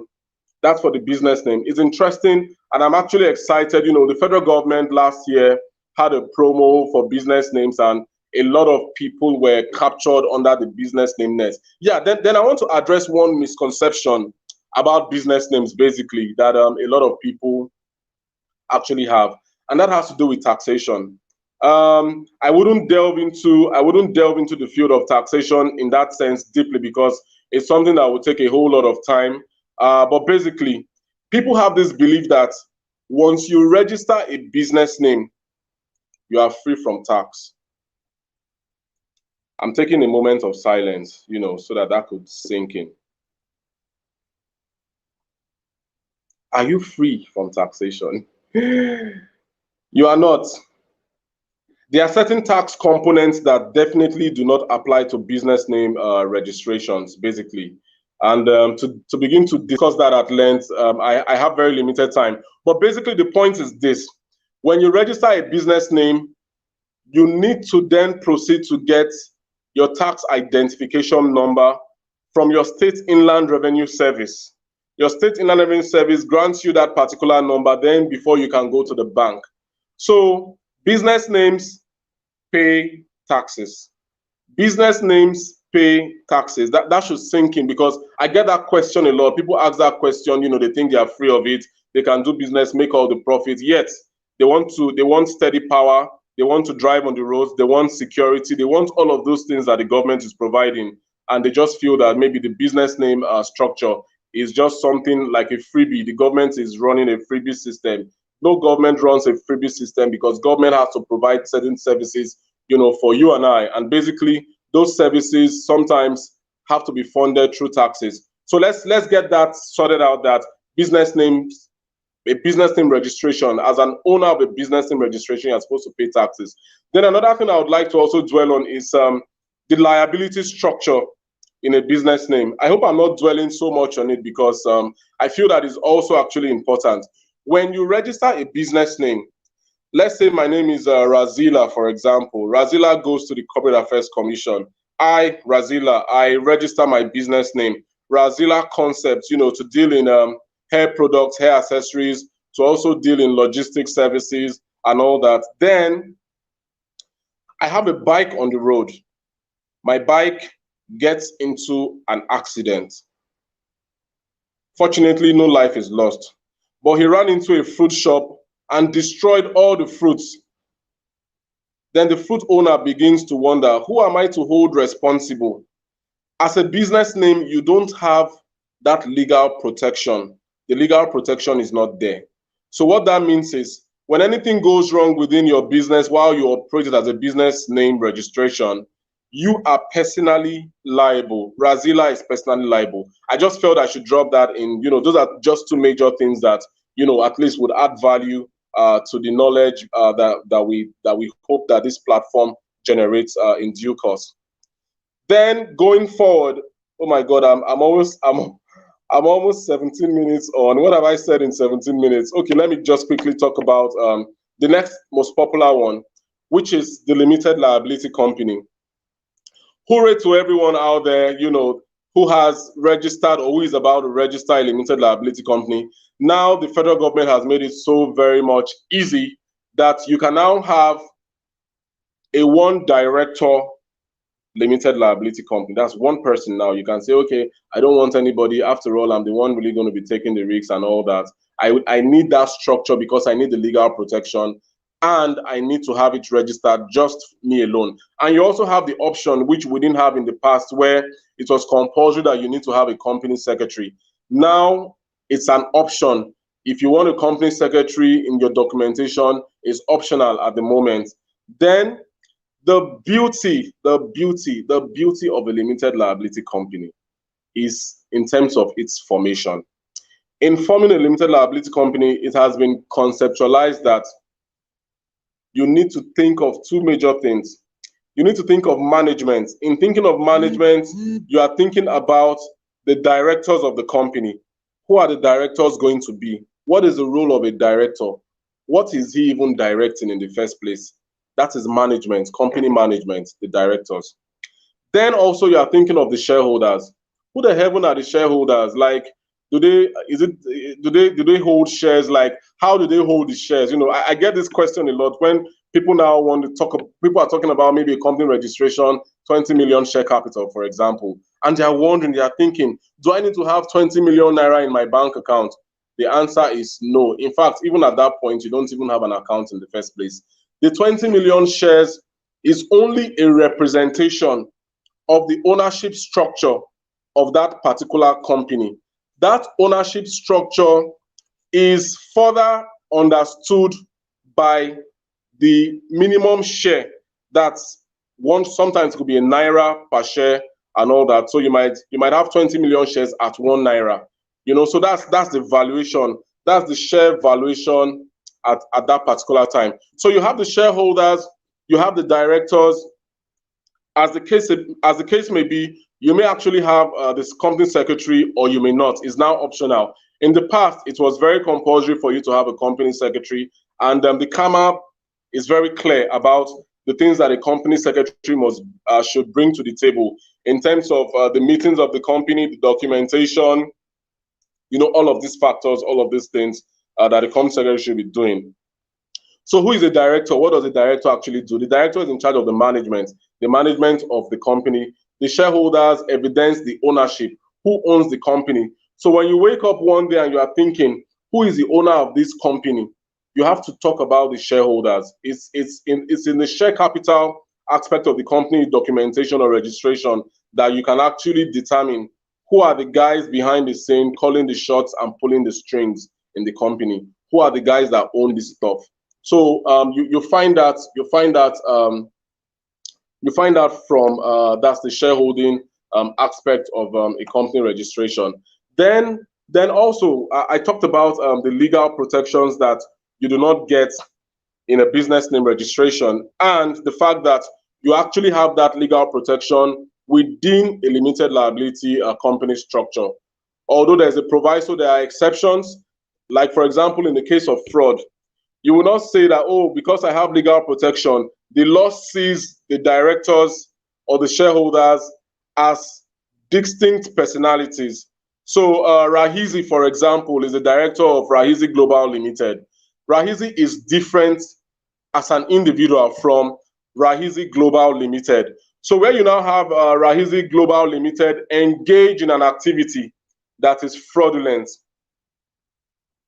engage in a scam, engage in actions that undermine what the drafters of our laws actually had in mind when they were conceptualizing what a company should be and the rights, obligations, and all that. When you violate that, what the law does in that particular instance is that it would now separate the parties. Don't forget, the parties are already separated. But you as an individual, you cannot say, is the company that committed this offense. Yes, good and fine. But the law would now say, let us shift the veil. Let's open up this company. Who are the people that are playing in this company? Who are the serious-minded people?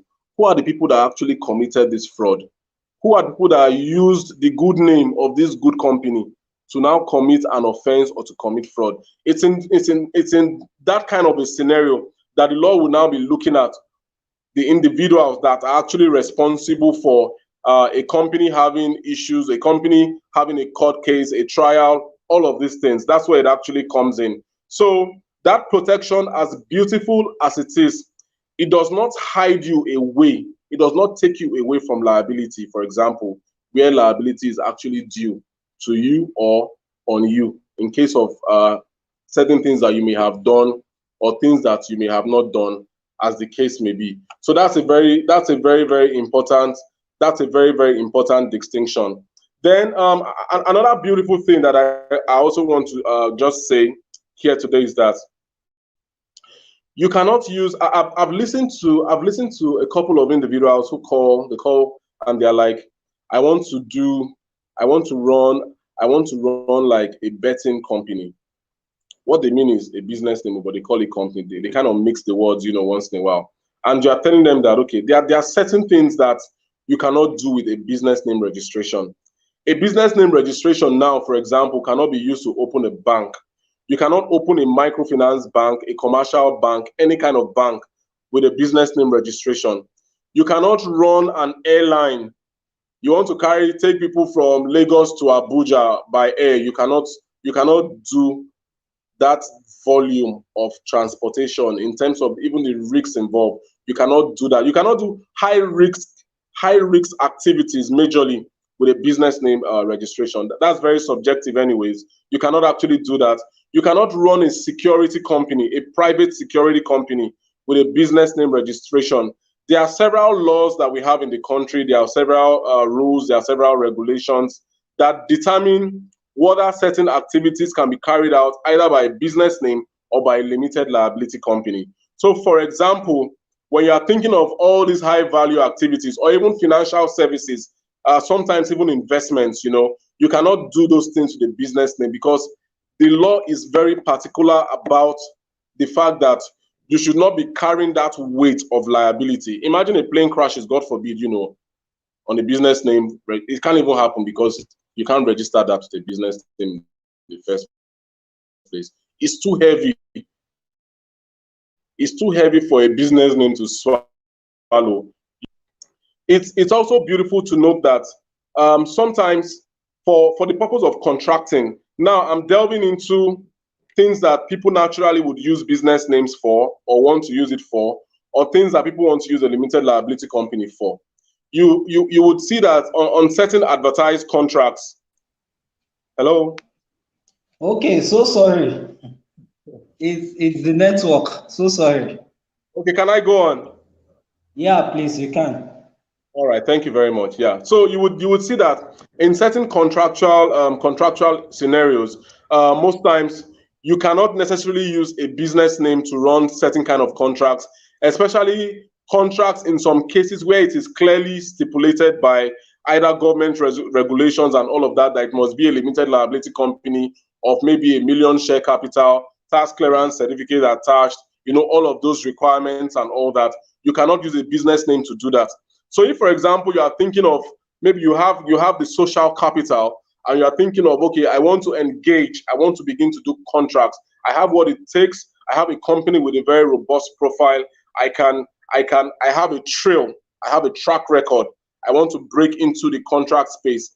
Then you may necessarily not be able to do that with a business name registration because at that level, the stakes are higher. And because the stakes are higher, you need to use a higher form, not because the business name form is a lower form. It's not. They are just very distinct. Actually, they are distinct structures. They appeal to different sides of the divide. So if what you are looking for is something that would appeal to the business name side, you move that way. Totally fine. You are making money, running your business, running your family, doing everything you want to do with money. Just doing your business, you can do that. If you also want to go the limited way, then you also have to be sure that you have everything in place, you have the proper structure on ground, and you can proceed to do business the way you want it. So I've talked about the things that you cannot use a business name for and the things you can use a business name for. I've also talked about the things that you can not use a limited liability company for, and the things that you should be able to use a limited liability company to do. So in that vein, I want to just briefly share on some of the things that I've found out, that entrepreneurs, some of the mistakes that entrepreneurs actually make. But before I do that, one of the things I want to draw our minds to basically has to do with the fact that sometimes people register a limited liability company, and this happens a lot. You want to register a limited liability company, you finally do so. Maybe you talk to platforms like Nigerian Company on Instagram, Nigerian Company HR, you get there, you talk to people, and you register it. But along the line, you have dormant directors and dormant shareholders on your books. Why? Because you are registering a company, but you have a business name mindset. I wanted to take some seconds, so that would sink. That happens a lot. A lot of people register companies, they give out shares. Oh, it's so lovely. I have shareholders. I have directors. I'm the CEO. Being a CEO is a huge burden, I've come to realize that, so you have all these beautiful structures, but at the end of the day, you are still running your business as a one-man business. One man thinking about the procurement, one man thinking about marketing and sales, one man thinking about loans, finance, one man thinking about different aspects of the business. It's a huge burden.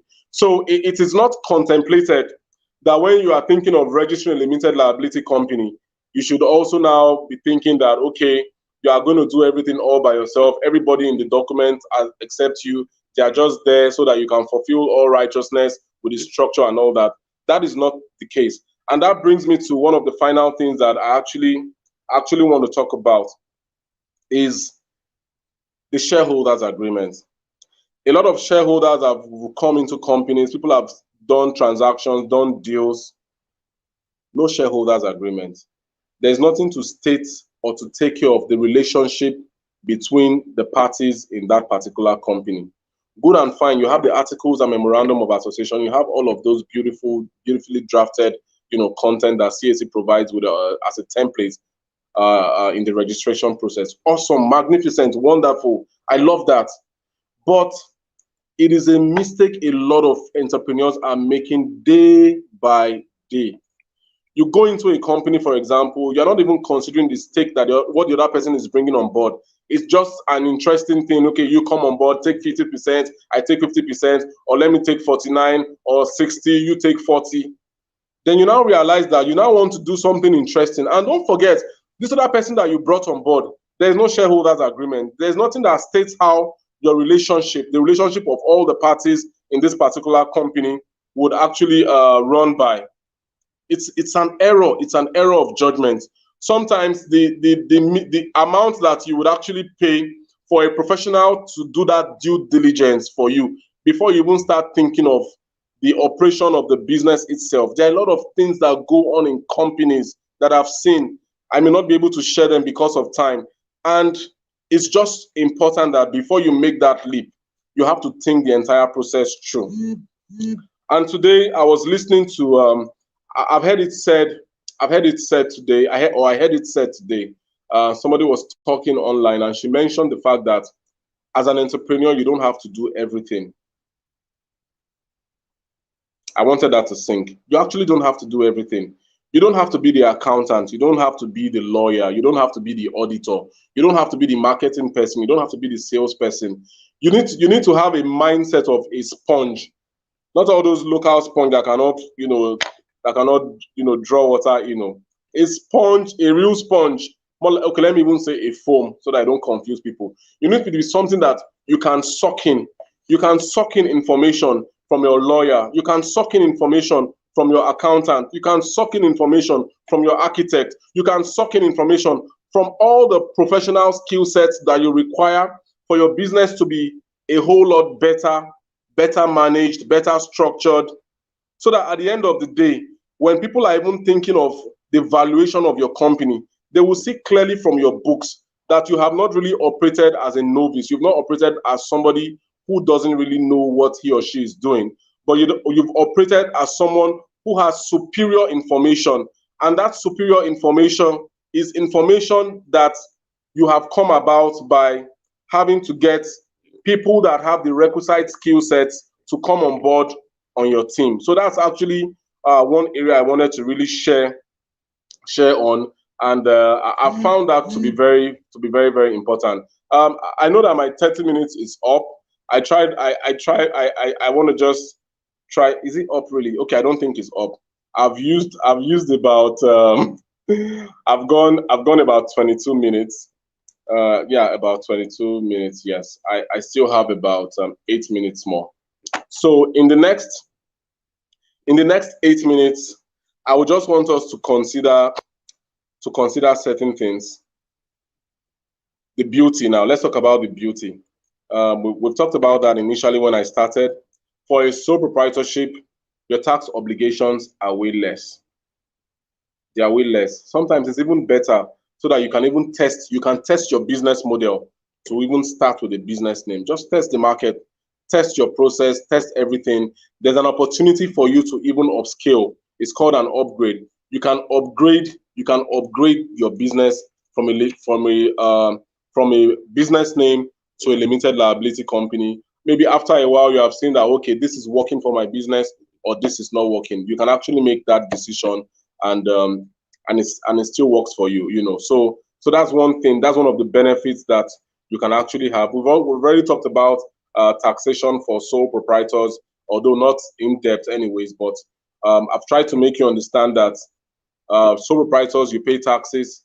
You cannot actually run away from that. It's very, very important. There are a lot of things that your tax advisor would be able to let you know if you are, I don't want to say humble enough, if you place value on that information. It will cost you a fraction of what it will be saving you from. Let me say that again. It will cost you a fraction of what it will be saving you from.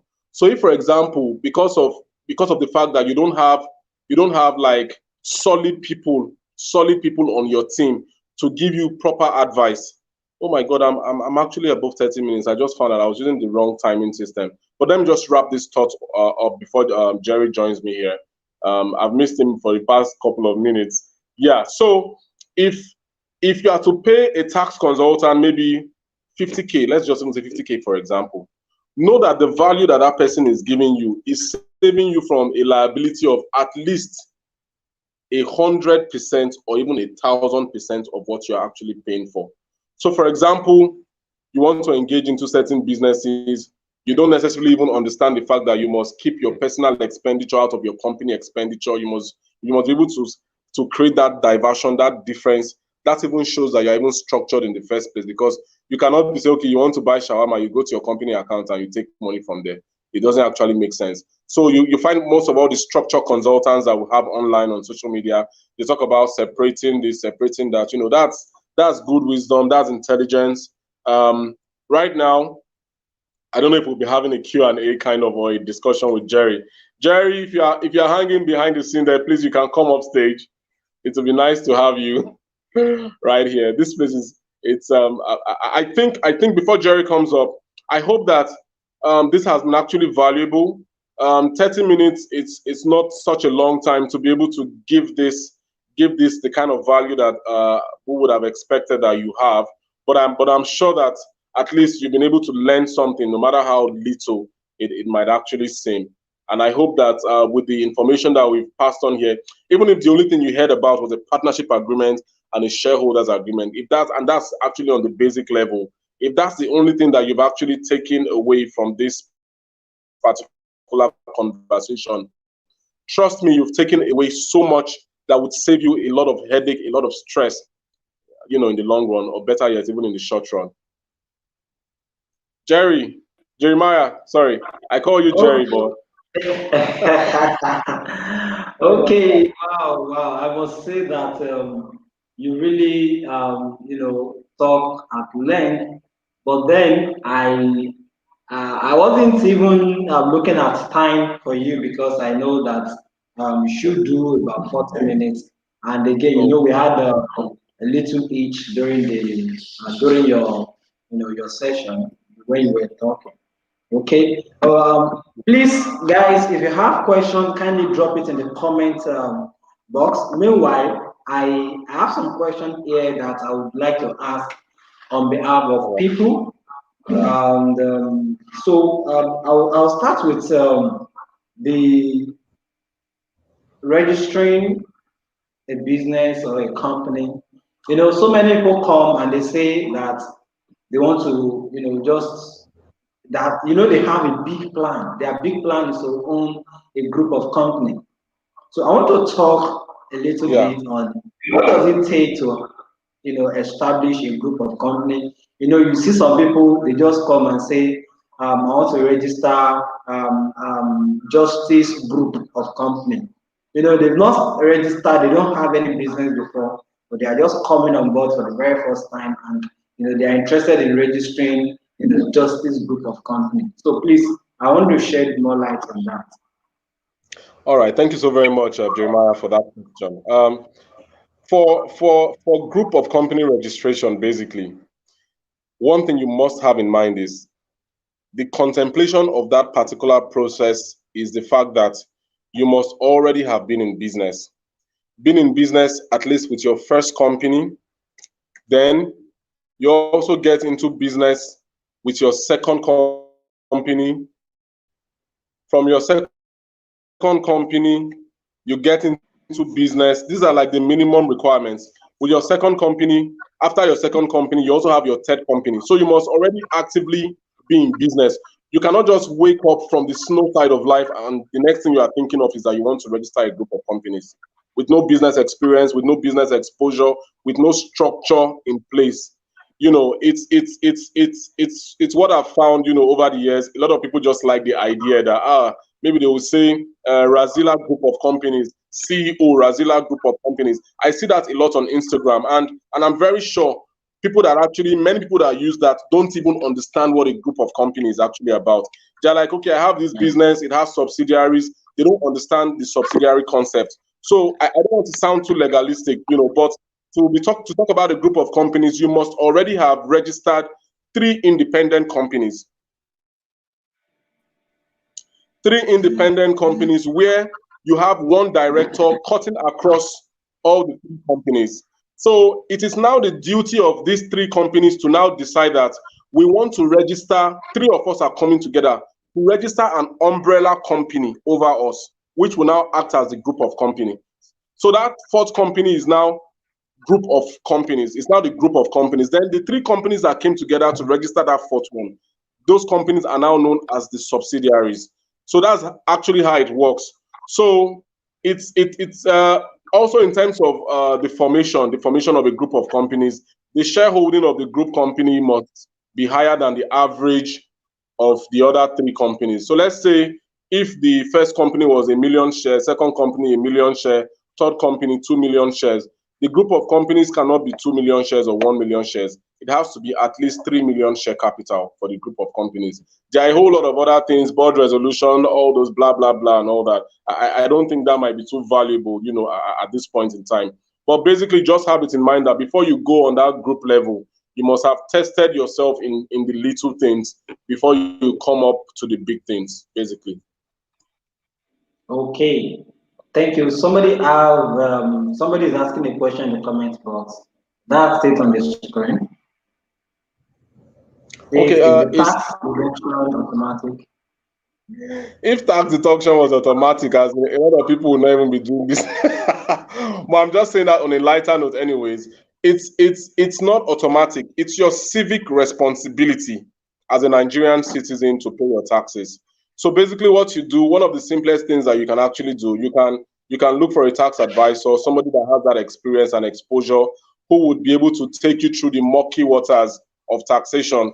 I know for a fact that the Federal Inland Revenue Service, through their technology transformation agenda, to ensure that people can do some of these things online and all that, that's working side by side the manual system.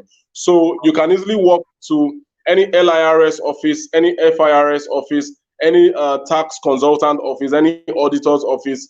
Just have that conversation, or you can actually pay for a retainership service. For example, maybe on NigerianCompanyHR.com, that might also come with that package of advisory, so that you are put on the right footing in terms of the information, the things that you need to do, the do's and the don'ts. I know of several, reliable tax firms, even online and all that, putting out a lot of content for entrepreneurs, so that they can make the right tax decisions and all that. So for your question, it's not automatic. Your books have to be prepared. On the basis of the preparation of your books, your tax liabilities would be identified. Then once all those things are done, the checks are done by FIRS, your auditor would also look at your books and all that. At the end of the day, FIRS now determines, or LIRS, they now determine the tax component. But one particular tax that cuts across both business name and limited is your VAT, is your VAT. That's 7.5% of your inflow. So always have it in mind when you are billing somebody, you have to put, especially when you are taking that money from your corporate account, you have to include the 7.5% VAT. It's legal to do that. It's legal to do that. You are in your rights when you do that, and it also means that you are a social citizen who is responsive and responsible, to the government, basically. Okay, thank you. So we have another question here. How do I check my for your tax status? Just go to FIRS, go to LIRS, or talk to a tax consultant. Those are the 3 major ways that you can actually find that out. Okay, let me have another question. Okay. Well, so I see that there are so many businesses that have been registered but are not filing for tax. Okay, guys, we are doing more of taxation tomorrow, bookkeeping, accounting, business accounting. But because of the questions that have come up today, so I just want to ask, what is the implication of not, filing for tax, by a business or a company that is, well duly registered with CAC? What are the implications? Okay, there are two scenarios. I have spoken to a lot of people who have registered their companies, but they are not doing business. In fact, many of them don't even have an account. In some cases, some of them might have an account, but even 1 naira has not passed through through that account. They may be passing money through other means. Anyways, I don't have that information. Anyways, but if you are that person who you have registered your company, but you are not doing business with your company, you'll be assessed by FIRS, even if it's over many years. You'll be assessed by FIRS, and usually you'll be asked to pay what they call a pre-operation fee after 6 months. I think it's around, I cannot exactly say the exact amount anyways, but you will be asked to pay a pre-operation fee so that it can clear out that whole period where you have not done business. Then if you are doing business, for example, and you're not filing your monthly VAT, that one is the major hit point. You need to file your monthly VAT, your monthly returns. It's very, very important because there's a penalty for non-filing. Although in some cases where your reasons are cogent and you express that to the tax authorities, there might be. In fact, the federal government has been doing a lot of tax. I know that last year, up until 31st of December last year, people were encouraged to go to FIRS to go and sort out their taxes because government was waiving a lot of these penalties and all that. So I just want to say that if you're in that bracket where you've not sorted things out, you can wait for the next waiver period, so that you can take advantages of some of these breaks in the system where people are encouraged, to come on board and, of course, through taxation, make Nigeria a better place.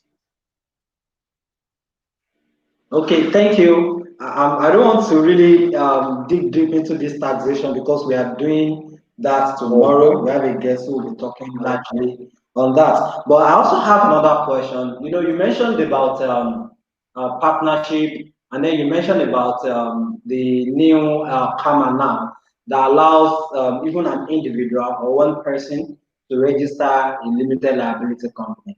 So there are two questions in one now. Now, the first question is this: Does how best, let me put it that way, how best can partnership work in Nigeria? Because it is believed that most partnership in Nigeria don't work. So, how best can partnership be approached? You mentioned one of the issues or problems that is being faced when it comes to partnership. Some directors can be dormant, while some very, very active.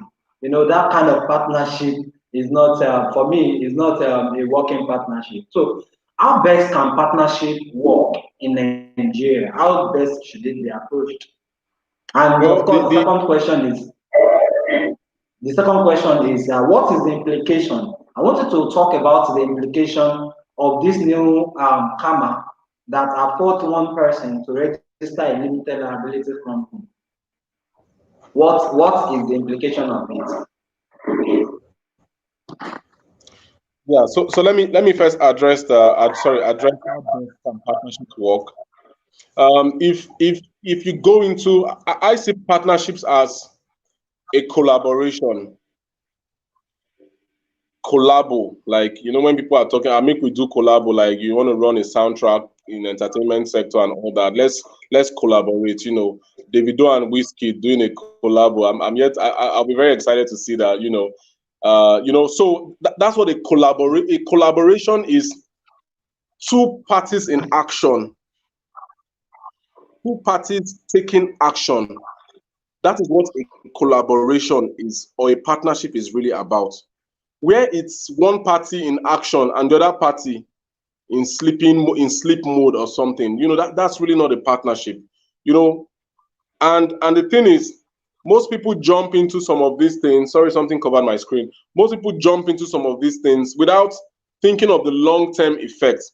If you want to do business in collaboration, in fact, most of the businesses that really thrive excellently well are businesses that are that have the fusion of different ideas coming together as one to make that particular business to work. Because if you are running a business alone, you are in that hindsight of, because they say focus is blindness. What you are focused on, if you are focused on one thing, you are blind to other things. So a partnership allows you that opportunity to also get the perspective of whoever you are into partnership with. So one of the ways that partnerships can actually work, I'm not saying that partnership agreements are like if you just have a partnership agreement, just go to rest. No, partnerships work when the parties are working. When the parties are working, if the parties are not working, a partnership will not work. Even if you have the brightest and the most beautiful agreements, a partnership would not work, would never work if the parties are not working. So it still boils down to the individuals. And of course, before you go into partnerships with people, you must be able to understand yourself first. Because you have some people that, man, they want to be the only people that can have a say. No, when you're in a partnership, you have to put into consideration what every other person has to say. That's what partnership is really about. So if you're an autocratic person, you only live by your own doctrine, your own principle. Please don't do partnership. Just save yourself that stress. Just be doing your one-man business and be making all your decisions, be making all your mistakes, be doing everything all by yourself. But if you feel that another person might be adding value to whatsoever ideas that you might have, and you can power that thing as one entity, then you can go for a partnership. Be disciplined about it, so that it can actually work in the interest of everyone. Then the second question you mentioned about the implications for having a company with one director. I don't know if that's right. Of course, because I'm just trying to look at the difference between, that and a sole proprietorship. Well, the reality is that the major thing is just the change of numbers. That's how I see it, professionally speaking, at the point of the registration itself. Because a company is a company. As far as you have a company, you enjoy every benefit, all the benefits that a normal, or let me not use the word normal, because now one director company is also normal. So you still enjoy the benefits that a two-director company would actually enjoy in terms of the structure provided by law, in terms of those structures, the protection structure, you enjoy all of that. So the fact that maybe you are a one-man company now necessarily does not mean that maybe you are now on the wrong side of law or you're on the wrong side of the structure. No, you're actually still on the right side. The only difference is just that you are one person, you are a one-man company.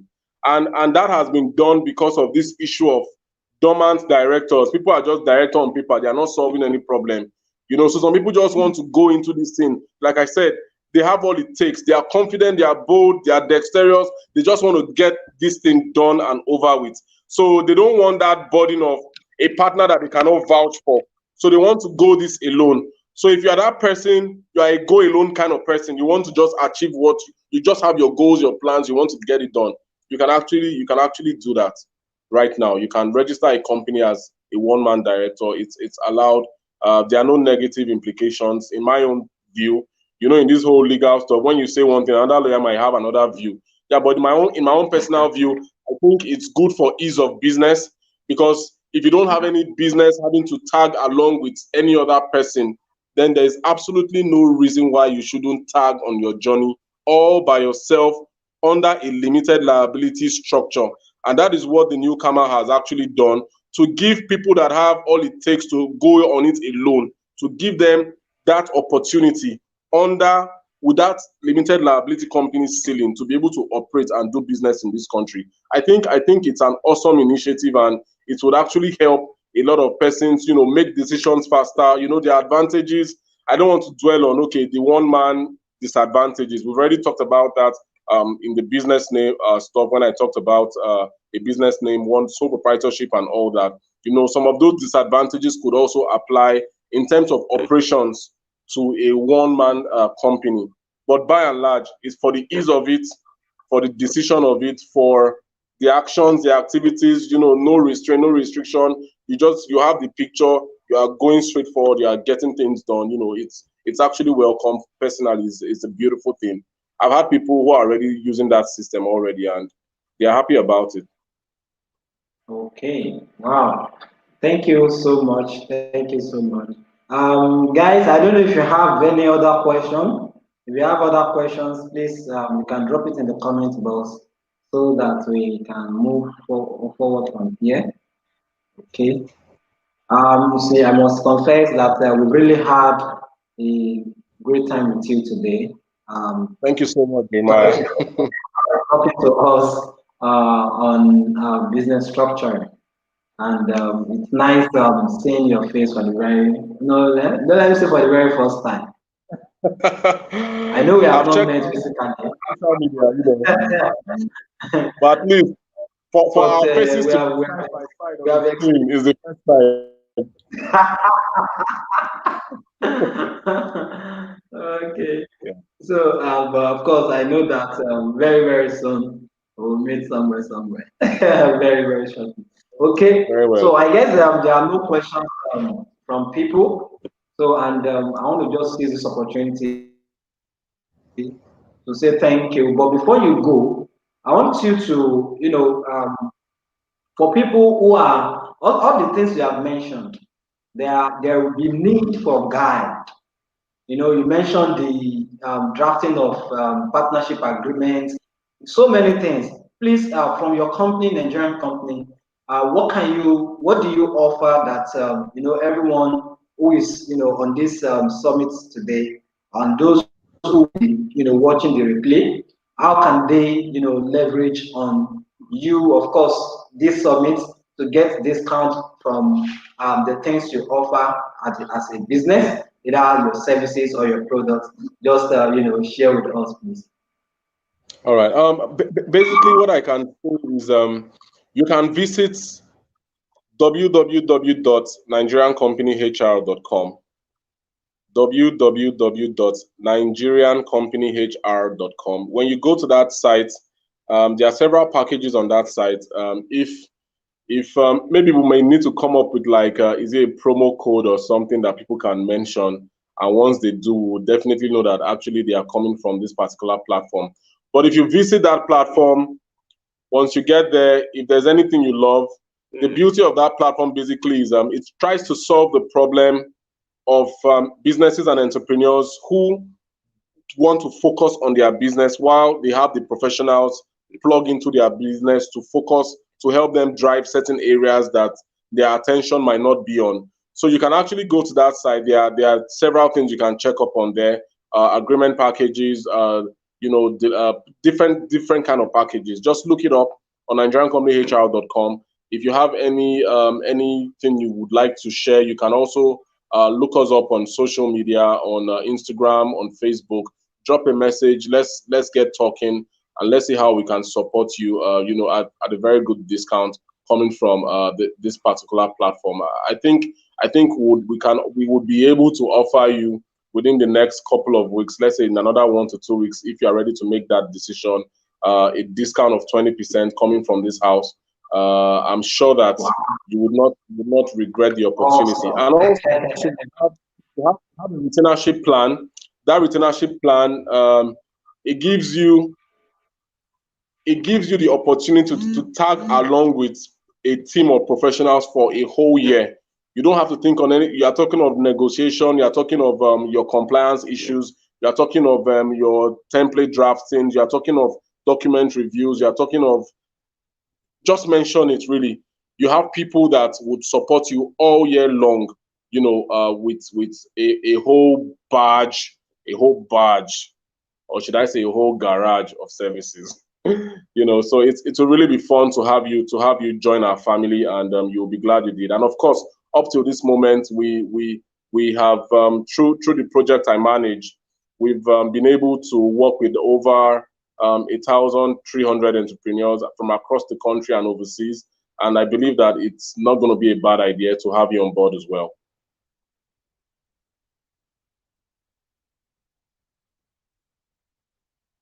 Yeah, so that's basically it. Anyways, just get on the site, look it up. So much information, and let's get to know what you think. Okay, thank you so much. So, guys, you can visit the website nigeriancompanyhr.com to see every package that's the company has to offer, and of course, by leveraging on this summit, you get 20% discount if you are going to take advantage of this for the next 1 or 2 weeks. So, thank you so very much. I really Thank you, appreciate thanks a lot. your Thanks a coming. lot. Thank you. Thank you. I know I will talk to you shortly after Definitely. We this almost event. talk every day.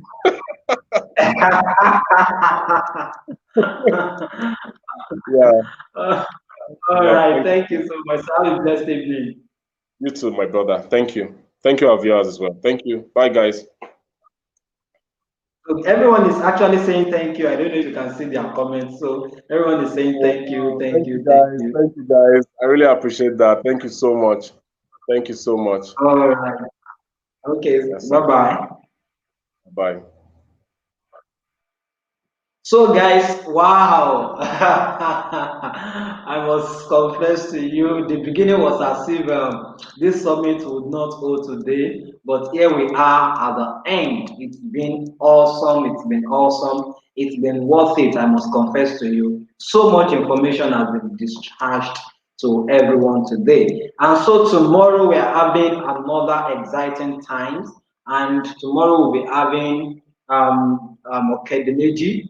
Okedemeji is the financial controller of Pertinence Group, and he will be talking to us largely on bookkeeping and simple accounting for businesses, for SMEs.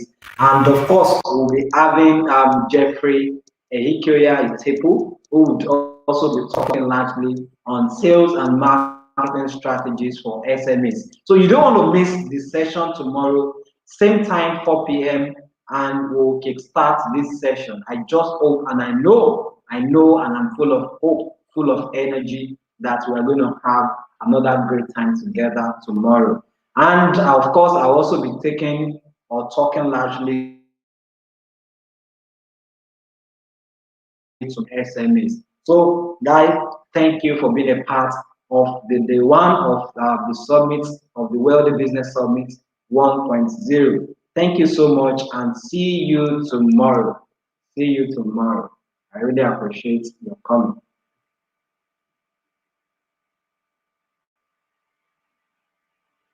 Bye.